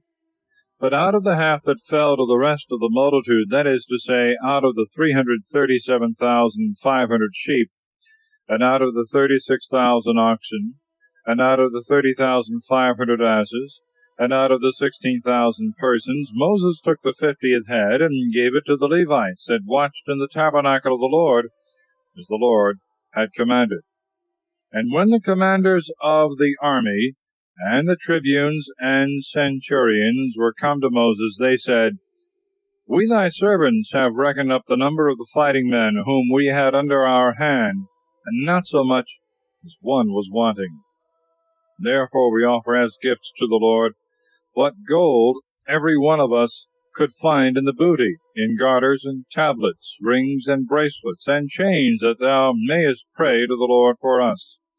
And Moses and Eleazar the priest received all the gold in divers kinds, in weight 16,750 shekels, from the tribunes and from the centurions, for that which every one had taken in the booty was his own. That which was received they brought into the tabernacle of the testimony for a memorial of the children of Israel before the Lord. Chapter 32. The tribes of Reuben and Gad and half of the tribe of Manasseh received their inheritance on the east side of Jordan, upon conditions approved of by Moses. And the sons of Reuben and Gad had many flocks of cattle, and their substance in beasts was infinite. And when they saw the lands of Jazer and Galaad fit for feeding cattle, they came to Moses and Eleazar the priest and the princes of the multitude, and said, Ataroth, and Dibon, and Jazer, and Nimron, Hesibon, Eleah, and Saban, and Nebo, and Beon, the land which the Lord hath conquered in the sight of the children of Israel, is a very fertile soil for the feeding of beasts, and we thy servants have very much cattle. And we pray thee, if we have found favor in thy sight, that thou give it to us thy servants in possession, and make us not pass over the Jordan. And Moses answered them, What? Shall your brethren go to fight, and will you sit here? Why do ye overturn the minds of the children of Israel, that they may not dare to pass into the place which the Lord hath given them? Was it not thus your fathers did, when I sent from Kadesh Barn to view the land? And when they were come as far as the valley of the cluster, having viewed all the country, they overturned the hearts of the children of Israel, that they should not enter into the coasts which the Lord gave them. And he swore in his anger, saying, If these men that came up out of Egypt, 20 years old and upward, shall see the land which I promised with an oath to Abraham, Isaac, and Jacob, because they would not follow me, except Caleb the son of Jephunneh, the Kenizzite, and Joshua the son of Nun, these have fulfilled my will. And the Lord, being angry against Israel, led them about through the desert 40 years, until the whole generation that hath done evil in his sight was consumed. And behold, said he, you are risen up instead of your fathers, the increase and offspring of sinful men, to augment the fury of the Lord against Israel. For if you will not follow him, he will leave the people in the wilderness, and you shall be the cause of the destruction of all. But they coming near said, We will make sheepfolds and stalls for our cattle, and strong cities for our children.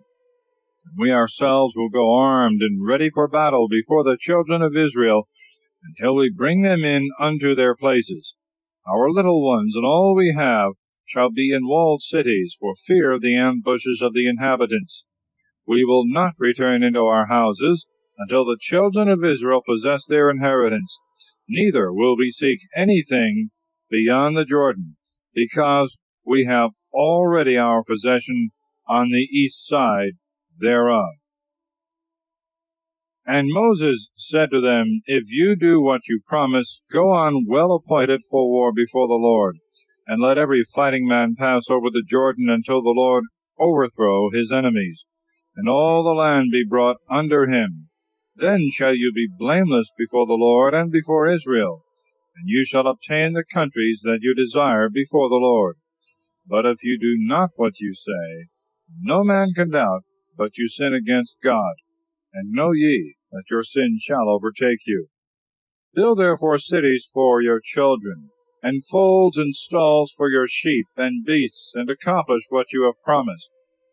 The children of Gad and Reuben said to Moses, We are thy servants, we will do what my Lord commandeth. We will leave our children and our wives and sheep and cattle in the cities Galaad. We thy servants, all well appointed, will march on to the war, as thou, my Lord, speakest. Moses therefore commanded Eleazar the priest, and Joshua the son of Nun, and the princes of the families of all the tribes of Israel, and said to them, If the children of Gad and the children of Reuben pass with you over the Jordan, all armed for war before the Lord, and the land be made subject to you, give them Galaad in possession. But if they will not pass armed with you into the land of Canaan, let them receive places to dwell in among you. And the children of Gad, the children of Reuben answered, As the Lord hath spoken to his servants, so will we do. We will go armed before the Lord into the land of Canaan, and we confess that we have already received our possession beyond the Jordan. Moses therefore gave to the children of Gad and of Reuben and to the half-tribe of Manasseh, the son of Joseph, the kingdom of Sihon, king of the Amorites, the kingdom of Og, king of Bashan, and their land, and the cities thereof, and round about. And the sons of Gad built Dibon, and Ataroth, and Aroer, and Etroth, and Sophan, and Jazer, and Jegbah, and Beth-Nimrah, and Betharan, fenced cities, and folds for their cattle. Children of Reuben built Heshbon, and Elealeh, and Kiriathaim, and Nebo, and Baalmeon, their names being changed, and Sabama, giving names to the cities which they had built. Moreover, the children of Machir, the son of Manasseh, went into Galaad, and wasted it, cutting off the Amorites, the inhabitants thereof. And Moses gave the land of Galaad to Machir the son of Manasseh, and he dwelt in it. And Jair the son of Manasseh went and took the villages thereof, and he called them Havoth Jair, that is to say, the villages of Jair. Nobi also went and took Kenath, with the villages thereof, and he called it by his own name, Nobi. Chapter 33. The mansions or journeys of the children of Israel towards the land of promise. These are the mansions of the children of Israel who went out of Egypt by their troops under the conduct of Moses and Aaron, which Moses wrote down according to the places of their encamping, which they changed by the commandment of the Lord. Now the children of Israel departed from Ramesses the first month, on the 15th day of the first month, the day after the phase, with a mighty hand in the sight of all the Egyptians, who were burying their firstborn, whom the Lord had slain. Upon their gods also he had executed vengeance. And they camped in Succoth. And from Succoth they came into Etham, which is in the uttermost borders of the wilderness. Departing from thence, they came over against Pihahiroth, which looketh towards Beelzephon, and they camped before Magdalon. And departing from Pihahiroth, they passed through the midst of the sea into the wilderness. And having marched 3 days through the desert of Etham, they camped in Marah. And departing from Marah, they came into Elim, where there were 12 fountains of water and 70 palm trees, and there they camped. But departing from thence also, they pitched their tents by the Red Sea. And departing from the Red Sea, they camped in the desert of Sin. And they removed from thence, and came to Daphkah. And departing from Daphkah, they encamped in Alus. And departing from Alus, they pitched their tents in Raphidim, where the people wanted water to drink. And departing from Raphidim, they encamped in the desert of Sinai. But departing also from the desert of Sinai, they came to the graves of Lust. And departing from the graves of Lust, they camped in Hazeroth. From Hazeroth they came to Rethmah. And departing from Rethmah, they camped in Rimmon-Phares. And they departed from thence, and came to Libnah. Moving from Libnah, they camped in Ressah. And departing from Rissah, they came to Keilatha, and they removed from thence and camped in the mountain Sephir. Departing from the mountain Sephir, they came to Arada. From thence they went and camped in Mekhelah. Departing from Mekhelah, they came to Thahath. Removing from Thahath, they camped in Thari. And they departed from thence, and pitched their tents in Methkah. And removing from Methkah, they camped in Hezmonah. And departing from Hezmonah, they came to Moseroth. And removing from Moseroth, they camped in Bene-Jaakan. And departing from Bene-Jaakan, they came to Mount Gadgad. From thence they went and camped in Jetibatha. And from Jetibatha they came to Hebronah. And in departing from Hebronah, they camped in Asian-Gaber. They removed from thence, and came into the desert of Sin, which is Cades. And departing from Cades, they camped in Mount Hor, in the uttermost borders of the land of Edom. And Aaron the priest went up into Mount Hor at the commandment of the Lord. And there he died in the 40th year of the coming forth of the children of Israel out of Egypt, 5th month, the 1st day of the month, when he was 123 years old. And King Arah the Canaanite, who dwelt towards the south, heard that the children of Israel were come to the land of Canaan. And they departed from Mount Hor, and camped in Salmonah, from whence they removed and came to Phunon. And departing from Phunon, they camped in Oboth. And from Oboth they came to Ije-Abarim, which is in the borders of the Moabites. And departing from Ije-Abarim, they pitched their tents in Dibongah. Thence they went and camped in Helmon-de-Blathan. Departing from Helmon-de-Blathan, they came to the mountains of Abarim, over against Nebo. Departing from the mountains of Abarim, they passed through the plains of Moab, by the Jordan, over against Jericho. There they camped, from Bethsemoth even to Ablesatim, in the plains of the Moabites, where the Lord said to Moses, Command the children of Israel, and say to them, You shall have passed over the Jordan, entering into the land of Canaan, destroy all the inhabitants of that land, beat down their pillars, and break in pieces their statues, and waste all their high places, cleansing the land and dwelling in it. For I have given it to you for a possession.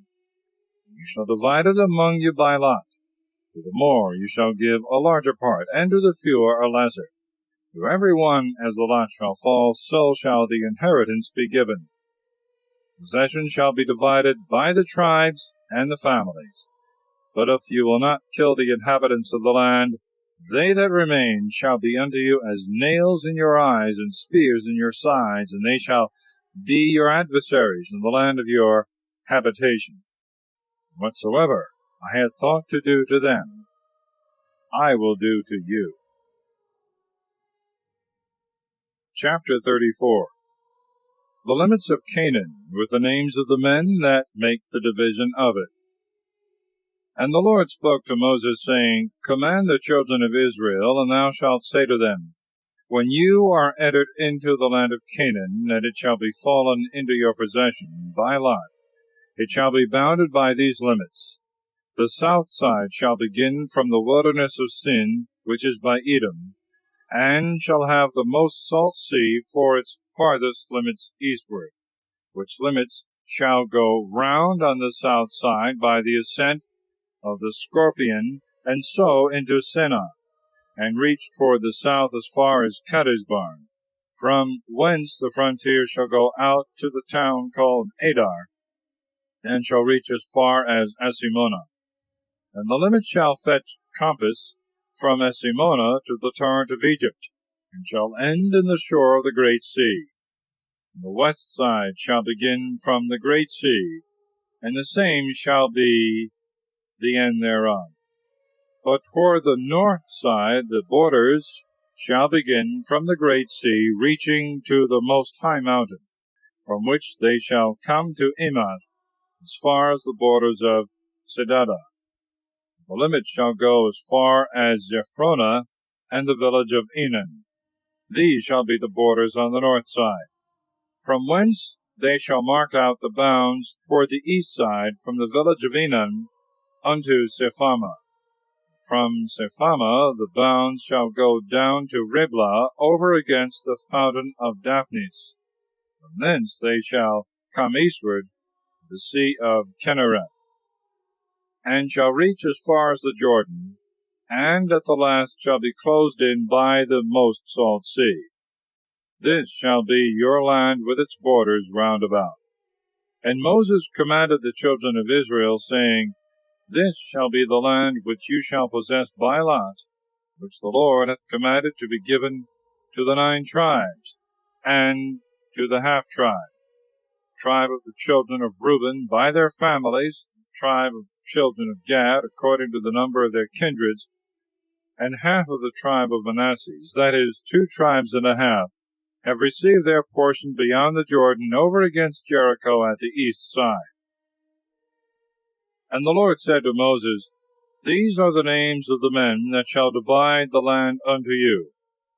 These are the priest, and Joshua the son of Nun, and 1 prince of every tribe, whose names are these: of the tribe of Judah, Caleb the son of Jephone; of the tribe of Simeon, Samuel the son of Ammiud; of the tribe of Benjamin, Elidad the son of Kesulon; the tribe of the children of Dan, Bokai the son of Joglai; of the children of Joseph, of the tribe of Manasseh, Haniel the son of Ephod; of the tribe of Ephraim, Camuel the son of Septan; of the tribe of Zabulon, Elisaphan the son of Pharnach; of the tribe of Issachar, Phaltiel the prince the son of Ozan; of the tribe of Aser, Ahiud the son of Salomai; of the tribe of Naphtali, Phaduel the son of Ammiud. These are they whom the Lord hath commanded to divide the land of Canaan to the children of Israel. Chapter 35. Cities are appointed for the Levites, of which 6 are to be the cities of refuge. And the Lord spoke these things also to Moses in the plains of Moab by the Jordan, over against Jericho. Command the children of Israel that they give to the Levites out of their possessions cities to dwell in, and their suburbs round about, that they may abide in the towns, and the suburbs may be for their cattle and beasts, which suburbs shall reach from the walls of the cities outward, 1,000 paces on every side. Toward the east shall be 2,000 cubits, and towards the south in like manner shall be 2,000 cubits. Towards the sea also, which looketh to the west, shall be the same extent. The north side shall be bounded with the like limits. The cities shall be in the midst, and the suburbs without. And among the cities which you shall give to the Levites, 6 shall be separated for a refuge to fugitives, that he who hath shed blood may flee to them. And besides these there shall be other 42 cities, that is, in all 48, with their suburbs. And of these cities which shall be given out of the possessions of the children of Israel, from them that have more, more shall be taken, and from them that have less, fewer. Each shall give towns to the Levites according to the extent of their inheritance.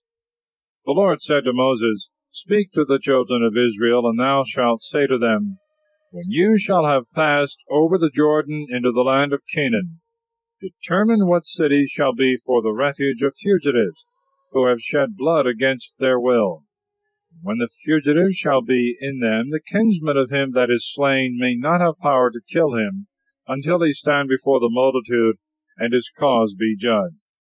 And of those cities that are separated for the refuge of fugitives, 3 shall be beyond the Jordan, and 3 in the land of Canaan, as well for the children of Israel as for strangers and sojourners, that he may flee to them, who hath shed blood against his will. If any man strike with iron, and he die that was struck, he shall be guilty of murder, and he himself shall die. If he throw a stone, and he that is struck die, he shall be punished in the same manner. If he that is struck with wood die, he shall be revenged by the blood of him that struck him. The kinsman of him that was slain shall kill the murderer. As soon as he apprehended him, he shall kill him. If through hatred any one push a man, or fling anything at him with ill design, or being his enemy strike him with his hand, and he die, the striker shall be guilty of murder. The kinsman of him that was slain, as soon as he findeth him, shall kill him. But if by chance medley, and without hatred and enmity, he do any of these things, and this be proved in the hearing of the people, and the cause be debated between him that struck and the next of kin, the innocent shall be delivered from the hand of the revenger, and shall be brought back by sentence into the city to which he had fled, and he shall abide there until the death of the high priest, that is anointed with the holy oil. If the murderer be found without the limits of the city that are appointed for the banished, and be struck by him that is the avenger of blood, he shall not be guilty that killed him, for the fugitive ought to have stayed in the city until the death of the high priest, and after he is dead, then shall the manslayer return to his own country. These things shall be perpetual, and for an ordinance in all your dwellings. The murderer shall be punished by witnesses. None shall be condemned upon the evidence of one man. You shall not take money of him that is guilty of blood, but he shall die forthwith. The banished and fugitives before the death of the high priest may by no means return into their own cities. Defile not the land of your habitation, which is stained with the blood of the innocent. Neither can it otherwise be expiated, but by his blood that hath shed the blood of another. And thus shall your possession be cleansed, myself abiding with you, for I am the Lord that dwell among the children of Israel. Chapter 36. That the inheritances may not be alienated from one tribe to another. All are to marry within their own tribe. And the princes of the families of Galaad, the son of Machir, the son of Manasseh, of the stock of the children of Joseph, came and spoke to Moses before the princes of Israel, and said, The Lord hath commanded thee, my lord, that thou shouldst divide the land by lot to the children of Israel, and that thou shouldst give to the daughters of Salphad, our brother, the possession due to their father. Now, if men of another tribe take them to wives, their possession will follow them. Being transferred to another tribe will be a diminishing of our inheritance. And so it shall come to pass that when the Jubilee, that is, the 50th year of remission, is come, the distribution made by the lots shall be confounded, and the possession of the one shall pass to the others. Moses answered the children of Israel, and said by the command of the Lord, The tribe of the children of Joseph hath spoken rightly, and this is the law promulgated by the Lord touching the daughters of Salphad. Let them marry to whom they will, only so that it be to men of their own tribe, lest the possession of the children of Israel be mingled from tribe to tribe.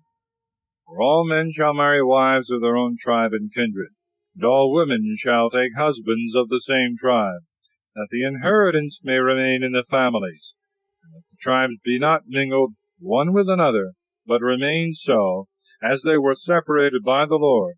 And the daughters of Salphad did as was commanded.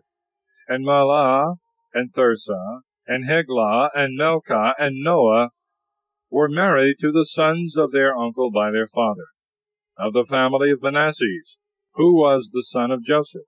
And the possession that had been allotted to them remained in the tribe and family of their father. These are the commandments and judgments which the Lord commanded by the hand of Moses to the children of Israel, in the plains of Moab, upon the Jordan, over against Jericho. Thus concludes the book of Numbers.